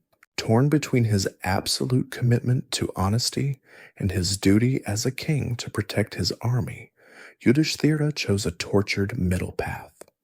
As Drona approached, he called out the fateful words, "Ashwathama is dead," and then, in a soft mutter, he added, "The elephant." At that precise moment, on Krishna's signal, all the conch shells and war drums on the Pandava side blared at once, their deafening noise deliberately swallowing the last, crucial word. Drona heard only the lie from the lips of the man of truth, and in that moment, his world ended. The fight went out of him. His reason for living, his beloved son, was gone. Believing everything to be lost, he dropped his divine weapons to the floor of his chariot, sat down, and closed his eyes, entering a deep meditative trance. He was completely defenseless. It was then that Dharishtadyumna, the prince of Panchala, who was born from fire for the sole purpose of killing Drona, leapt from his own chariot, sword in hand. Ignoring the horrified cries of Arjuna and others to spare the unarmed master, he climbed onto Drona's chariot and with one swift stroke beheaded his family's ancient enemy. The second great commander of the Kaurava army had fallen, defeated not by an arrow, but by a lie. The war had now plunged into a moral darkness, and the scent of victory for the Pandavas now carried the foul stench of sin. The death of Drona plunged the Kaurava army into a state of headless chaos and despair. But for Drona's son, Ashwatthama, grief was instantly consumed by a white-hot, nihilistic rage. Learning of the deceit that led to his father's death, he unleashed a celestial weapon of his own, the Narayanastra, a divine firestorm that threatened to incinerate the entire Pandava host. Only a quick, desperate instruction from Krishna, who told every soldier to drop their weapons and surrender completely to the weapon's power, saved them from annihilation. With their second great commander gone, Duryodhana turned to the man he considered his true champion, his final, magnificent hope, his dearest friend, Karna. In a grand ceremony, he anointed Karna the third supreme commander. A surge of defiant joy went through the Kaurava ranks. They believed with all their hearts that in Karna they had a warrior not just equal, but superior to Arjuna. For Karna, this was the moment his entire life had been building towards, the chance to finally step out of Arjuna's shadow and prove his worth. But Karna would not ride into this final duel as the radiant, invincible warrior he appeared to be. His life had been a series of tragic encounters that had systematically stripped him of his advantages, leaving him vulnerable in ways no one on the battlefield understood. Years before the war, Arjuna's divine father, Indra, had come to Karna disguised as an old Brahmin, begging for a charitable gift. The gift he asked for was Karna's divine armor and earrings, a golden carapace fused to his skin at birth that made him completely invulnerable. Karna, bound by a vow to never refuse a request from a holy man, knew it was a trick to protect Arjuna, but his honor was absolute. He took a knife and carved the armor from his own living flesh, handing it over without complaint. In exchange, an awestruck Indra had given him the Vasavi Shakti, a celestial dart that could kill any one being, but it could only be used once. He had traded his invincibility for a single, perfect shot. This was not the only shadow that followed him. Curses, like ghosts, clung to his fate. He had learned his mastery of arms from the great Brahmin warrior sage Parashurama, but had done so by hiding his identity as a member of the Sutta or charioteer caste, a social station that often served royalty. A warrior's worth in this rigid world was tragically tied not to his skill, guna, but to his birth, jayati. When Parashurama discovered the deception, he cursed Karna that at the most crucial moment of his life, in his final battle, he would forget the divine incantations needed to summon his most powerful weapons. Another curse came from a Brahmin whose cow Karna had accidentally killed while practicing his aim. The man had cursed him that in his hour of greatest need, the wheel of his chariot would become stuck fast in the earth, rendering him helpless. Before the great duel could even begin, two more fateful encounters sealed his destiny. The first was the sacrifice of his one-time superweapon. During the ferocious night battle on the 14th day, Bhima's half-Rakshasa son, Ghatotkacha, had unleashed his terrifying powers of illusion, plunging the Kaurava army into darkness and chaos. In a moment of absolute desperation, Duryodhana had pleaded with Karna to use his infallible Shakti dart to save them. With a heavy heart, Karna had hurled the weapon, killing Ghatotkacha and saving the army, but expending his single guaranteed means of killing Arjuna. The second encounter was even more profound. As Karna prayed at the riverbank, on the morning before he took command, a veiled woman approached him. It was Kunti. In a voice choked with a lifetime of guilt, she revealed the secret she had held for so long, that she was his mother and the Pandavas were his younger half-brothers. She begged him to abandon the losing side and join his true family, where he would be honored as the eldest and crowned king. Karna listened, his heart breaking, but his loyalty was a mountain that could not be moved. He could not, he explained, betray Duryodhana, the only man who had ever given him honor when the rest of the world had given him only scorn. But he made his mother a solemn promise. He would not kill any of her sons, except for Arjuna. "You will always have 5 sons, mother," he told her gently.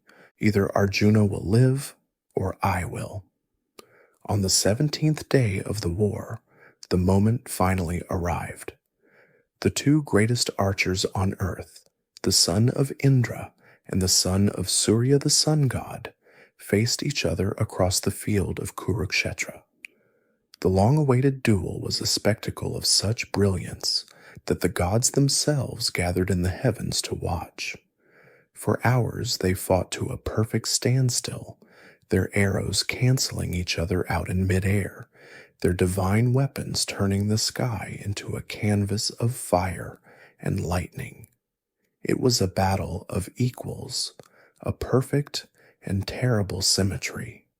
But as the sun began to dip towards the horizon, the ghosts of Karna's past rose up to claim their due. As he prepared to summon his ultimate weapon, the Brahmastra, Parashurama's curse struck.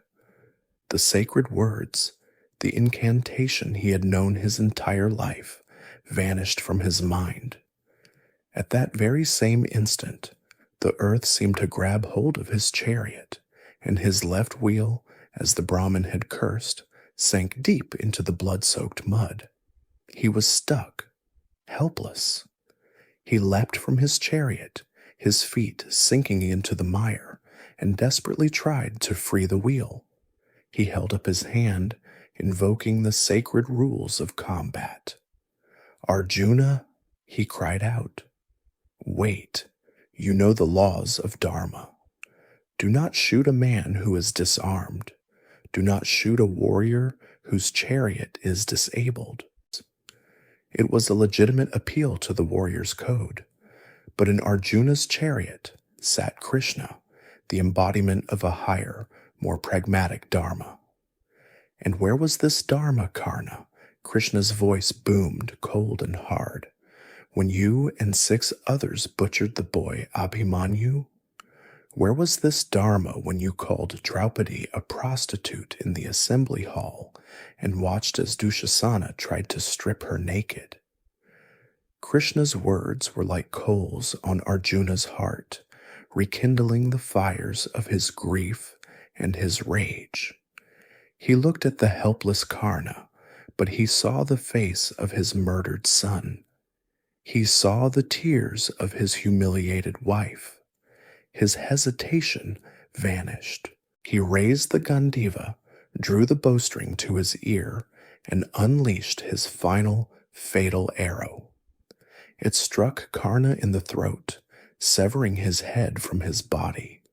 For a moment, a brilliant light was seen to emanate from his fallen form, rising into the sky and merging with the setting sun.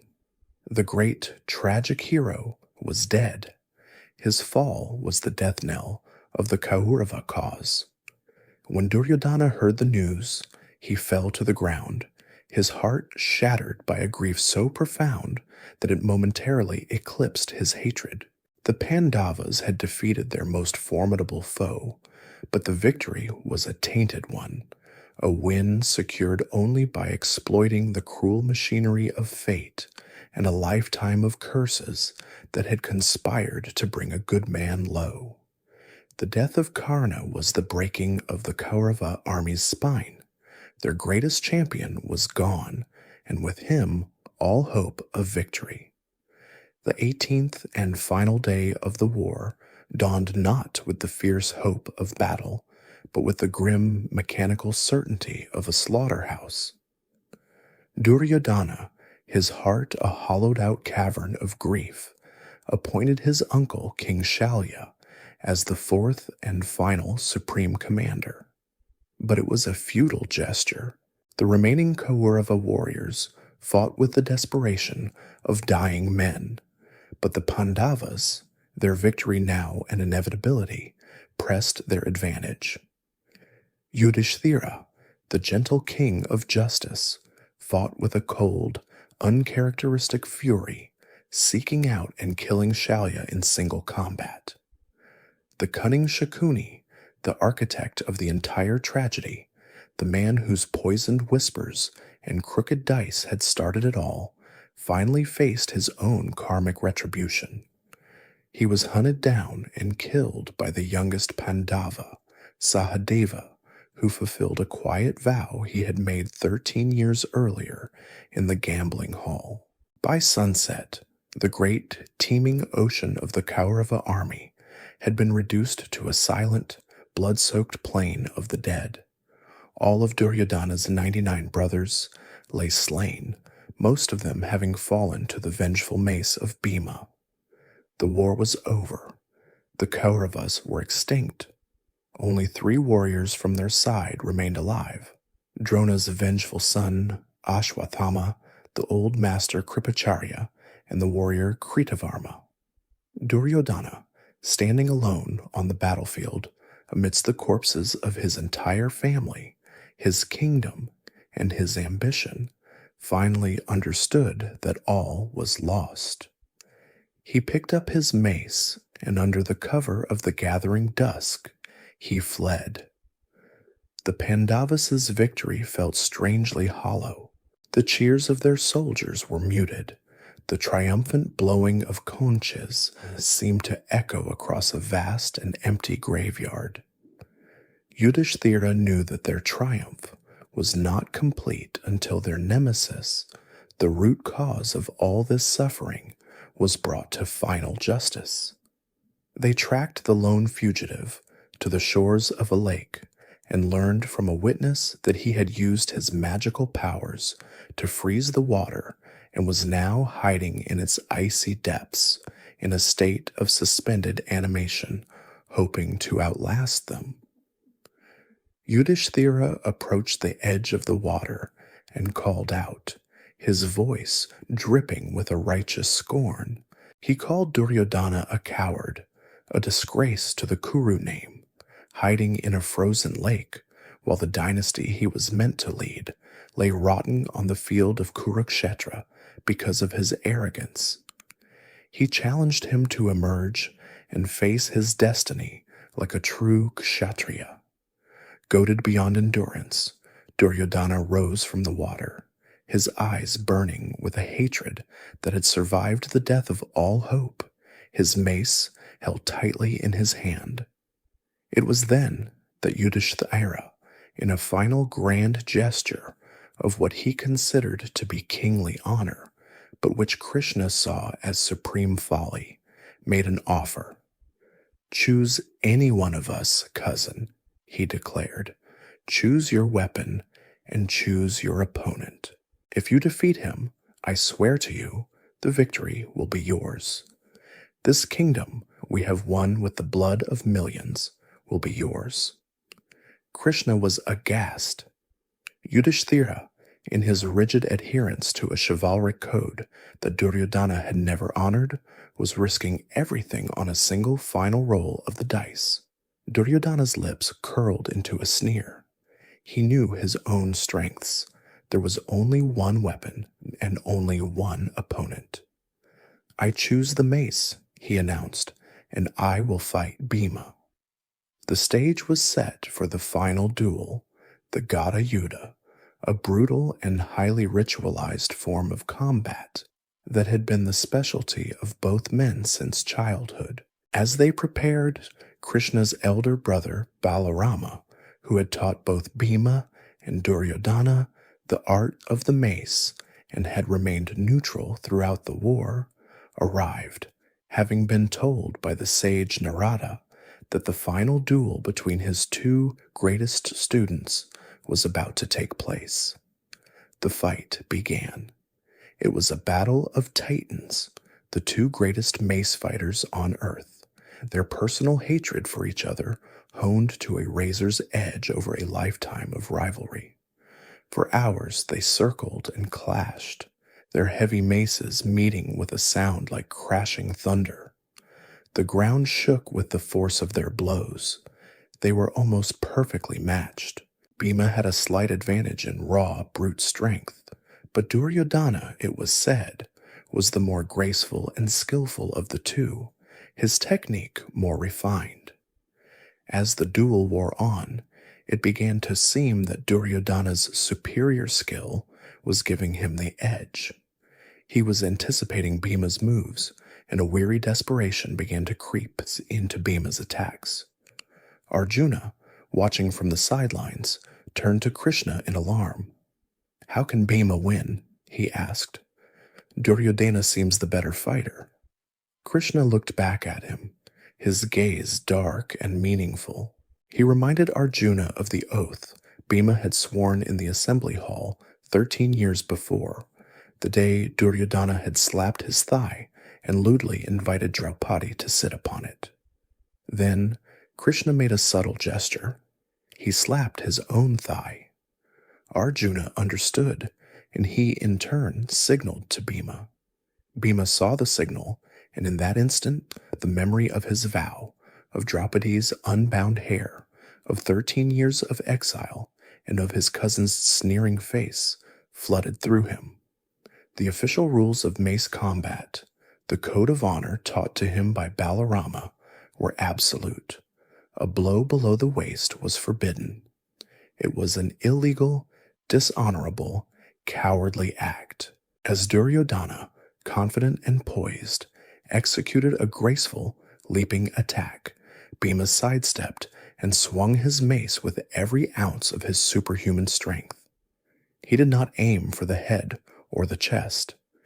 In a flagrant, brutal, and purposeful violation of the sacred rules of combat, he swung low, crashing his mace directly into Duryodhana's thighs. There was a sickening crunch of shattering bone, and Duryodhana fell to the earth with a scream of pure, unadulterated agony. His legs were broken, his spine shattered. He was mortally wounded. The war was over. Balarama let out a roar of fury. He had witnessed the foul blow. He raised his own great plow weapon, ready to strike Bhima down for this unforgivable act of cheating. But Krishna stepped between them, calming his enraged brother. He reminded Balarama of the rigged dice game, of the humiliation of Draupadi, of the murder of Abhimanyu. He argued that when an enemy has abandoned all pretense of dharma, to fight him by the rules is a form of suicide. Disgusted with them all, Balarama turned his back and left. The Pandavas were victorious, but their victory was sealed in the end by an act of dishonor. As Duryodhana lay dying in the dust, Bhima walked over and kicked his head, a final, spiteful insult. Yudhishthira, ever the moralist, quickly reprimanded him. The brothers then turned and walked away, leaving their cousin, the fallen king, to die a slow and lonely death by the lakeside as the sun finally set on the 18th day of the Great War. As the sun set on the 18th day, the Great War was over. Duryodhana, the king whose pride had ignited the world, lay dying in the mud by a lonely lake, his body broken, his kingdom an empire of corpses. The victorious Pandavas, exhausted and blood-spattered, retired to the Kaurava camp for the night, their minds finally blessedly quiet, with the belief that the long nightmare had ended. They were the victors, and the dawn would bring the beginning of a hard-won peace. But the war had one last, hideous spasm of violence left in its dying heart. The three surviving Kaurava warriors, the old teacher Kripacharya, the warrior Kritavarma, and Adrona's son Ashwathama, found their dying king. Duryodhana, his life fading, had one final command. With his last breaths, he anointed Ashwathama as the final commander of his phantom army and tasked him with a single mission: bring him the heads of the 5 Pandavas. The 3 survivors, their hearts shattered by grief and rage, sat hidden in the darkness of a nearby forest, pondering their impossible task. As his 2 companions slept, Ashwathama sat beneath a great banyan tree, his mind a feverish torrent of hatred. His gaze fell upon a flock of crows, sleeping soundly and peacefully in their nests in the branches above. As he watched, a large, silent owl swooped down upon the sleeping birds, and in a swift, merciless, and utterly one-sided massacre, it tore them to pieces. A dark and terrible inspiration bloomed in Ashwathama's mind. There was no honor left in the world. The Pandavas had won by abandoning dharma, by killing his father with a lie, and his commander with a foul blow. He would answer their treachery with a treachery of his own. He would become the owl. He would attack the Pandava camp in the dead of night. When he revealed his plan to his companions, they were horrified. A nocturnal attack on a sleeping, celebrating army was not war. It was butchery. It was the ultimate violation of the warrior's code, an act so depraved that it would guarantee them infamy for all eternity. But Ashwathama was beyond all appeals to honor. His soul had been scorched by the deceitful murder of his father, and all that remained was the black, nihilistic desire to burn the world down in revenge. "They have broken the bridge of dharma," he snarled. "Why should we be bound by it now?" To carry out such a monstrous act, he knew he would need the aid of a power as destructive as his own rage. He went to the gates of the victorious Pandava camp and began to pray, offering himself as a living sacrifice to the god Shiva, the great destroyer. Shiva himself appeared, a terrifying, luminous figure flanked by ghostly attendants.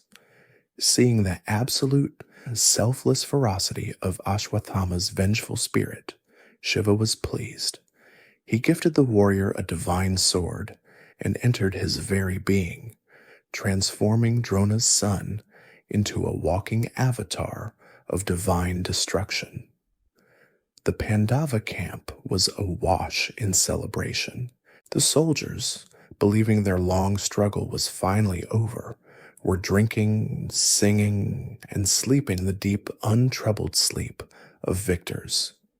But the 5 Pandava brothers and Krishna were not among them. Krishna, with his divine foresight, had felt a dark premonition, a cold stirring in the cosmic winds. He had insisted that he and the 5 brothers spend this first night of peace away from the main camp on the sacred banks of a nearby river. This inexplicable whim would save their lives. Ashwatthama posted his 2 companions at the camp's only exit with orders to kill anyone who tried to flee. Then, infused with the power of a dark god, he entered the sleeping camp alone. He moved like a phantom, a whisper of death in the darkness. He was not there to fight, he was there to execute. He went first to the tent of Drishtadyumna, the man who had beheaded his father.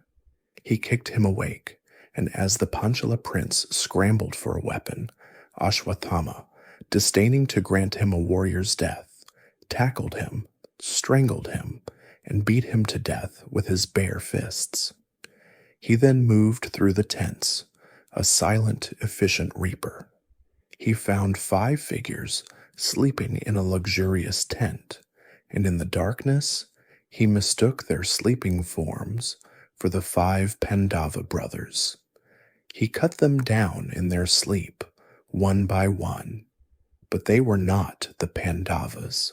They were the Upa-Pandavas, the 5 young sons of Draupadi, one born to each brother, the future of their entire lineage. The massacre was a masterpiece of horror. Ashwatthama moved through the camp, from tent to tent, killing everyone and everything. The great warriors Shikandi and Yudamanyu, soldiers, servants, elephant drivers, even the horses. Those few who were startled awake and tried to flee the unseen terror within the camp were cut down at the gates by Kripacharya and Kritavarma. The silence of the night was broken only by the choked-off screams of the dying. By the time the sun rose, the victorious Pandava army had ceased to exist. Their entire military force, save for the 7 who had slept by the river, had been exterminated in a single night. Covered in the blood of his sleeping victims, Ashwatthama made his way back to the lake. He found Duryodhana, still clinging to the last few threads of life. He presented the heads of Draupadi's 5 sons, believing them to be the Pandavas. In his last moment on earth, Duryodhana felt a flicker of grim satisfaction. He had been avenged. He praised Ashwatthama for accomplishing what Bhishma, Drona, and Karna could not, and then, with that final bitter taste of victory on his soul, he died. At dawn, the Pandavas returned to their camp. They returned to a scene of absolute, mind-breaking horror. The ground was slick with blood, the tents were silent tombs, and the bodies of their sons, their friends, and their entire loyal army lay tangled in the grotesque stillness of a dishonorable death. Yudhishthira, seeing the silent field, let out a cry of such profound despair that it seemed to crack the sky. Their victory, for which they had sacrificed everything, had been turned to dust and ashes. It was a victory over no one, a kingdom with no one left to populate it. The war had been won, the enemy was dead. But in the silence of that bloody morning, it felt to the 5 victorious brothers as if they had lost everything. The Pandavas returned to their camp at dawn, but the sun brought no light, only a horrifying illumination of the ruin that had been wrought in the darkness. The silence was the most terrifying thing. A complete, profound stillness, where just hours before there had been the boisterous celebration of a victorious army.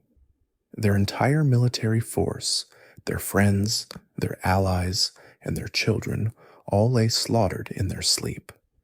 When Draupadi saw the bodies of her 5 sons, a sound of pure animal grief was torn from her throat, a sound that marked the death of the final flicker of joy in her heart. Her victory was a mockery, her crown an inheritance of ash. Her sorrow, however, did not remain sorrow for long. It hardened instantly into a diamond-hard demand for vengeance. She turned to Yudhishthira and swore she would starve herself to death on that very spot unless they brought her the celestial jewel that was famously embedded in the forehead of the murderer, Ashwatthama. Fueled by her grief, Bhima immediately set out to hunt the killer. But Krishna, knowing the terrible power Ashwatthama wielded, warned that this was no simple manhunt. Drona's son possessed the knowledge of the Brahmashirsha, a celestial weapon even more powerful than the Brahmastra, a weapon capable of ending the world. Krishna, Arjuna, and Yudhishthira quickly followed Bhima, hoping to prevent a final, cosmos-ending catastrophe. They cornered Ashwatthama at the hermitage of the sage Vyasa. Seeing the vengeful Pandavas approach, the cornered, desperate warrior did the unthinkable. He plucked a single blade of grass, infused it with the power of the ultimate weapon, and unleashed it, aiming it not at the Pandavas themselves, but at the wombs of the Pandava women, a curse of radioactive malice intended to extinguish their lineage forever. To save the world from the weapon's fire, Arjuna was forced to launch his own Brahmastra to counteract it. As the 2 ultimate energies hurtled towards each other, threatening to unmake reality itself, the great sages Vyasa and Narada appeared between them, stopping the collision with their immense spiritual power. They ordered both warriors to recall their weapons. Arjuna, a master of his senses, was able to do so, but Ashwatthama, who had been given the weapon without the knowledge of how to withdraw it, could not. He could only redirect its unstoppable power, and so he sent it towards the one remaining Pandava womb in the world, that of the young princess Uttara, Abhimanyu's widow, who was pregnant with their son, the sole heir to the Kuru throne. The divine weapon struck its tiny, helpless target, killing the unborn child. It was in this moment that Krishna's serene, divine detachment finally broke, and he unleashed a fury that was truly terrifying to behold. He stepped before Ashwatthama and cursed him with a fate perhaps worse than death. For 3,000 years, Krishna declared, Ashwatthama would wander the earth alone, an immortal outcast, his body racked with leprosy and weeping sores that would never heal, the stench of his sin a foul cloud around him, forever shunned by all living things. Krishna then performed one last great miracle. He promised the grieving Pandavas that while the child, who would be named Parikshit, would be born stillborn, he himself would enter the womb and use his divine power to breathe life back into his dead body. The line would not end. As a final act of justice, He strode to Ashwatthama and forcibly ripped the celestial gem from his forehead, leaving a gaping, oozing wound that would never close, and sent the screaming wretch out into the world to begin his long, lonely penance. The victors then made their final, grim journey back to Hastinapura. The city was shrouded in an eerie silence, a capital of widows and orphans. Their first duty was to go before the blind old king, Dhritarashtra, and his queen, Gandhari. The meeting was a minefield of unimaginable grief and barely suppressed rage. Dhritarashtra, his heart burning with a black hatred for Bhima, who had slaughtered all 100 of his sons, went to embrace his nephews. Krishna, sensing the murderous tension in the old king's arms, quickly pushed forward an iron statue of Bhima that stood in the hall. Dhritarashtra, with the superhuman strength of his grief, crushed the iron effigy into a shower of metallic dust.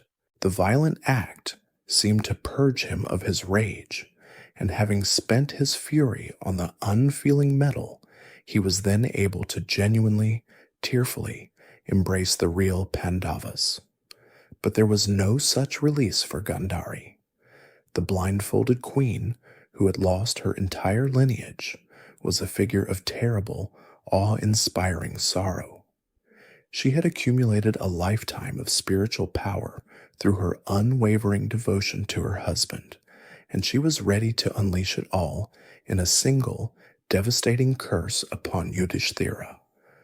But her gaze and her grief settled upon the one person she held ultimately responsible, the smiling, serene God who stood beside them. She believed that with his divine power, Krishna could have stopped the war before it ever began. His refusal to do so, in her eyes, made him the ultimate architect of her pain. She focused the full, terrible power of her ascetic merit upon him. Just as you stood by and watched the men of my family slaughter one another, Lord, she cried, her voice cracking with a power that made the palace tremble, so shall you watch the destruction of your own. 36 years from this day, your own kinsmen, the Yadavas, will kill each other in a drunken brawl. You will be the cause of their annihilation, and you yourself will die alone and helpless in a lonely forest. A tense silence fell over the hall. Krishna simply smiled, a gentle, Sakkayat smile. I accept your curse, noble lady, he said. You have only given voice to that which is already destined. He knew his own clan had grown arrogant and corrupt, and their destruction was a necessary part of the great cycle. Following these terrible encounters, Yudhishthira oversaw the massive funeral rites for the dead of both armies, a heartbreaking task of honoring the millions whose lives had been sacrificed. Then, after all the ghosts had been appeased, the time came for the living to rule. Yudhishthira, his heart heavy with a guilt that would never leave him, was finally crowned king of Hastinapura. His coronation was not a celebration of victory, but a somber acceptance of duty. He was now the emperor of a shattered world, a king of ashes, his throne a monument to his own profound sorrow. Yudhishthira sat upon the ancient throne of Hastinapura, but the crown felt less like a jewel and more like a stone, its weight pressing down on him, a constant physical reminder of the impossible cost of his victory. He was the emperor of a graveyard, the ruler of a kingdom of widows. In the silent halls of the palace, he saw only the ghosts of the cousins he had killed. In the faces of his people, he saw only the grief he had caused. The victory felt like a colossal sin, a mountain of corpses upon which his throne teetered precariously. His heart, The heart of the King of Justice was broken. He could not bear the burden of his bloody triumph and spoke of abdicating, of renouncing the world and walking into the forest to live the life of a hermit, to atone for the sin of his kinship slaying. His brothers, his wife, and the great sages who had gathered at his court all tried to reason with him. They argued that he had not fought for greed or for glory, but for dharma, for justice. It was a righteous war, and his duty now was not to flee from its consequences, but to embrace his new role, to heal the shattered kingdom and establish an age of peace. But Yudhishthira's sorrow was a deep, dark ocean, and their words were but pebbles skipped across its surface. Seeing that his grief was beyond the reach of conventional argument, Krishna proposed a final pilgrimage. There was one man, he said, who could truly resolve the king's crisis, one man who understood the terrible, paradoxical duties of power better than anyone alive. They must go back to Kurukshetra and seek the counsel of Bhishma. They journeyed back to the field of their great, sorrowful victory. The landscape was scarred and silent, but no longer littered with the dead. And there, in the middle of the quiet plain, was the grandsire, still lying upon his bed of arrows, a living monument to the war he had so valiantly fought. For 58 nights he had lain there, his life sustained by his yogic power, his mind perfectly clear, patiently waiting for the auspicious moment when the sun would begin its northern course, the sacred time of Uttarayana, to finally release his soul. He was beyond pain, a figure of serene, luminous wisdom, a teacher waiting for his final student. Yudhishthira approached, his head bowed in shame and reverence, and fell at his grandsire's feet. He poured out the contents of his tortured soul, his guilt, his despair, his feeling of being a sinner unworthy of the crown. "I have won a kingdom that is like a cremation ground," he wept. "My heart is lost in a fog of grief. Please, grandsire, teach me. Teach me the duty of a king. Teach me the nature of righteousness. Be the sun that burns away this mist." And so began the last and perhaps greatest act of Bhishma's long life. From his bed of arrows, he delivered a vast, comprehensive discourse on all aspects of life, governance, and salvation. This section of the epic, known as the Shanti Parva, or Book of Peace, is a monumental work of philosophy, a kind of encyclopedia of classical Hindu thought on politics, ethics, and metaphysics, all framed as the final deathbed instruction of the world's wisest statesman. For many days, the Pandavas and the assembled sages sat and listened as Bhishma, his voice weak but his intellect blazing, laid out the complex, often contradictory nature of dharma. He spoke first of Rajadharma, the duty of a king. Yudhishthira, he explained, was thinking like a priest, obsessed with his own personal purity. A king cannot afford such luxuries. A king's highest duty is the protection and prosperity of his people, and to achieve that, he must be willing to be ruthless. He must be a lion to his enemies and a gentle father to his subjects. He must understand that a strong treasury and a powerful, well-paid army are the foundations of peace. He told Yudhishthira that a king who is too soft, too forgiving, or too idealistic will see his kingdom fall into chaos and be devoured by stronger, more pragmatic rulers. The welfare of the state, he taught, must always come before the king's personal feelings. He then spoke of duty in times of calamity, explaining that in a crisis, the rigid rules of righteousness must sometimes be bent for a greater good. This was a direct balm for Yudhishthira's guilt over the deceptions used to defeat Drona and Karna. Bhishma was teaching him that the world of men is a messy, imperfect place, and that pure, absolute morality is a luxury that those in power can rarely afford. He spoke of the nature of time, of the soul, of the path to liberation from the endless cycle of rebirth.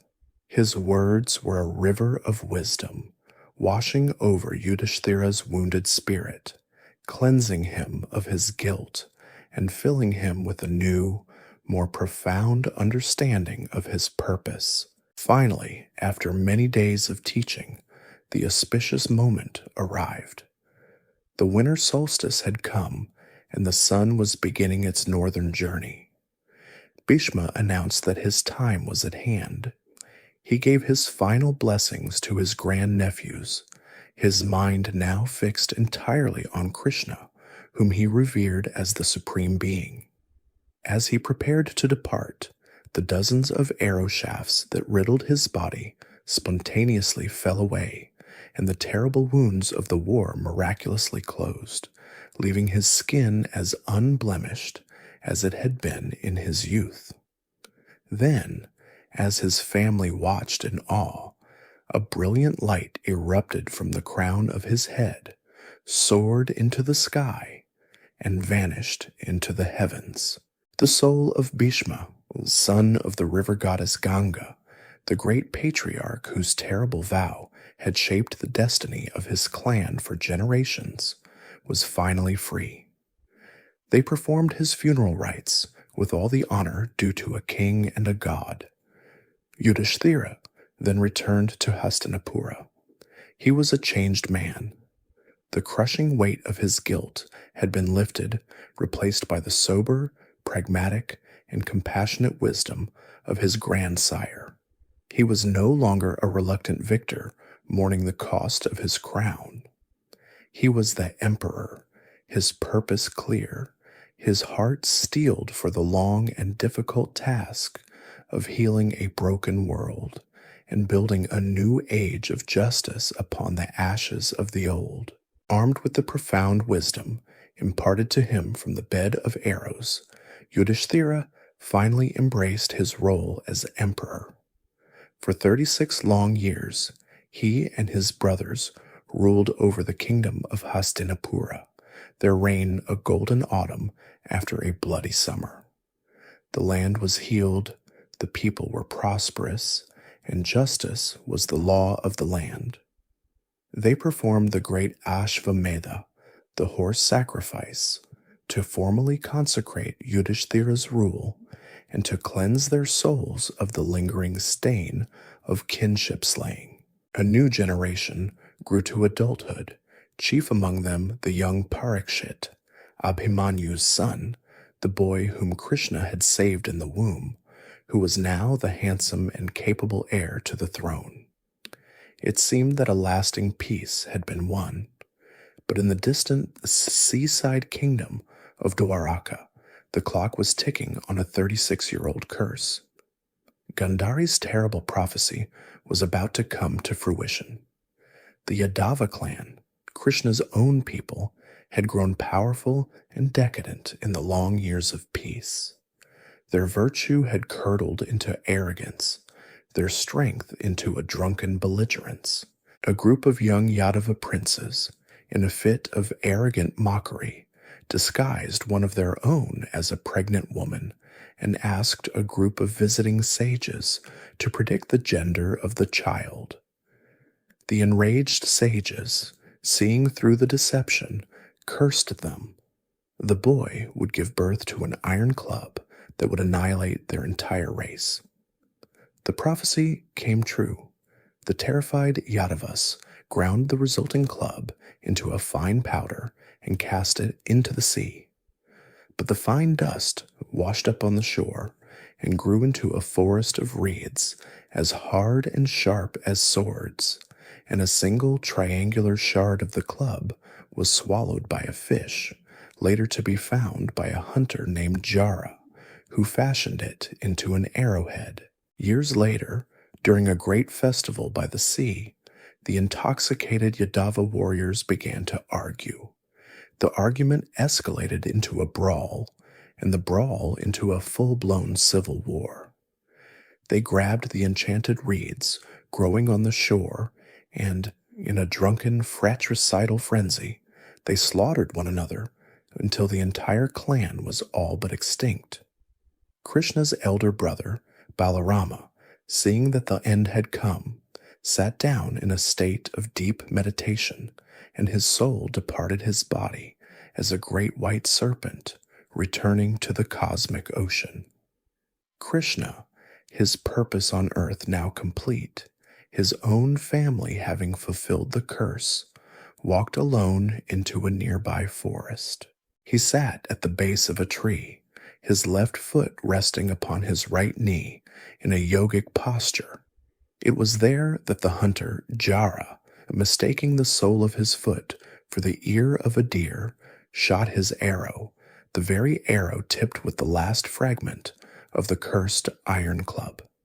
It pierced Krishna's heel, his one mortal vulnerability. With a gentle smile, Krishna forgave the terrified hunter, explaining that all was as it was destined to be. Then, the eighth avatar of Vishnu, the divine charioteer, the friend and guide of the Pandavas, released his spirit from its mortal shell. With Krishna's departure, the great cosmic clock ticked over. The Dvapara Yuga, the Bronze Age of heroes and demigods, had ended. The Kali Yuga, the present age of darkness, discord, and spiritual decline, had begun. When news of the annihilation of the Yadavas and the death of Krishna reached the aging Pandavas in Hastinapura, they understood. Their time was over. Their friend was gone, their world had passed away, and this new, darker age had no place for them. Yudhishthira summoned the young Parikshit, and in a quiet ceremony abdicated his throne, anointing his grandnephew as the new king. Then, for the last time, the 5 brothers and their wife, Draupadi, stripped off their royal garments. Dressed in the simple bark cloth of renunciance, they turned their backs on their capital city, on their kingdom, and on the world of men, and began their final journey, the Mahaprasthana, the great departure. They walked north, towards the mighty snow-covered Himalayas, believed to be the stairway to the heavens. As they left the city, a stray dog, thin and wiry, quietly fell in behind them, becoming their last, silent companion. As they began their ascent into the sacred mountains, their mortal bodies, heavy with the small sins and lingering attachments of their long lives, began to fail them. The first to fall was Draupadi. As she stumbled and lay dying on the cold ground, Bhima asked Yudhishthira, "Why does this most virtuous of women fall first?" And Yudhishthira, walking on without looking back, replied, "Because for all her love for us, her heart held a special partiality for Arjuna." Next to fall was the wise Sahadeva, for the sin of being proud of his own wisdom. Then fell the handsome Nakula, for his vanity, his pride in his own beauty. Then fell the greatest hero of them all, Arjuna, for the sin of a warrior's hubris, for once boasting that he could annihilate all his enemies in a single day. And finally, the mighty Bhima, his great strength finally failing him, fell for the sins of his gluttony and his brutal, thoughtless strength. Only Yudhishthira, the king of justice, remained, with the faithful dog still trotting silently at his heels. He reached the summit of the world, the gateway to heaven itself. The god Indra appeared before him in his shining celestial chariot. "Ascend, great king," Indra said. "You alone have earned the right to enter heaven in your mortal body." Yudhishthira bowed, but as he moved to step into the chariot, he gestured to the dog. "This creature has been my loyal companion," he said. "He must come with me?" Indra laughed. "There is no place for dogs in heaven," he said dismissively. "Leave him and enjoy your reward." But Yudhishthira refused. He would not, he declared, abandon a creature that had shown him such devotion, not even for the promise of immortal bliss. To betray a loyal friend, he said, was a sin so great that he would rather renounce heaven than commit it. As he spoke, the dog shimmered and transformed. Standing before him was the god Dharma, his own divine father. It had been one final test. Yudhishthira ascended into the celestial realm, but there he found not his brothers, but his cousin Duryodhana, enthroned and shining among the heroes. An angel explained that Duryodhana had earned his place by dying a warrior's death. When Yudhishthira asked to see his own family, he was led to a dark, foul-smelling pit, a vision of hell, where his brothers and Draupadi were being tormented for their own small sins. His heart breaking, he sent the angel away and chose to stay in that hell with the people he loved, rather than enjoy paradise with his enemies. This final act of selfless loyalty was his own last penance. The moment he made the choice, the horrific illusion vanished. Their atonement was complete. He was then reunited with his brothers and his wife in the true, peaceful heaven, their long, sorrowful, and heroic journey finally at an end. And so, the story of the Great War and the generation that fought it concludes.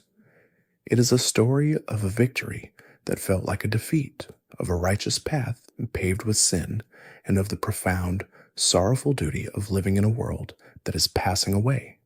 It is the story of the end of an age. And now, as their story ends, your own journey into rest begins. The battlefield is quiet. The heroes are at peace. All is still. Let the silence cradle you and let you drift and sleep.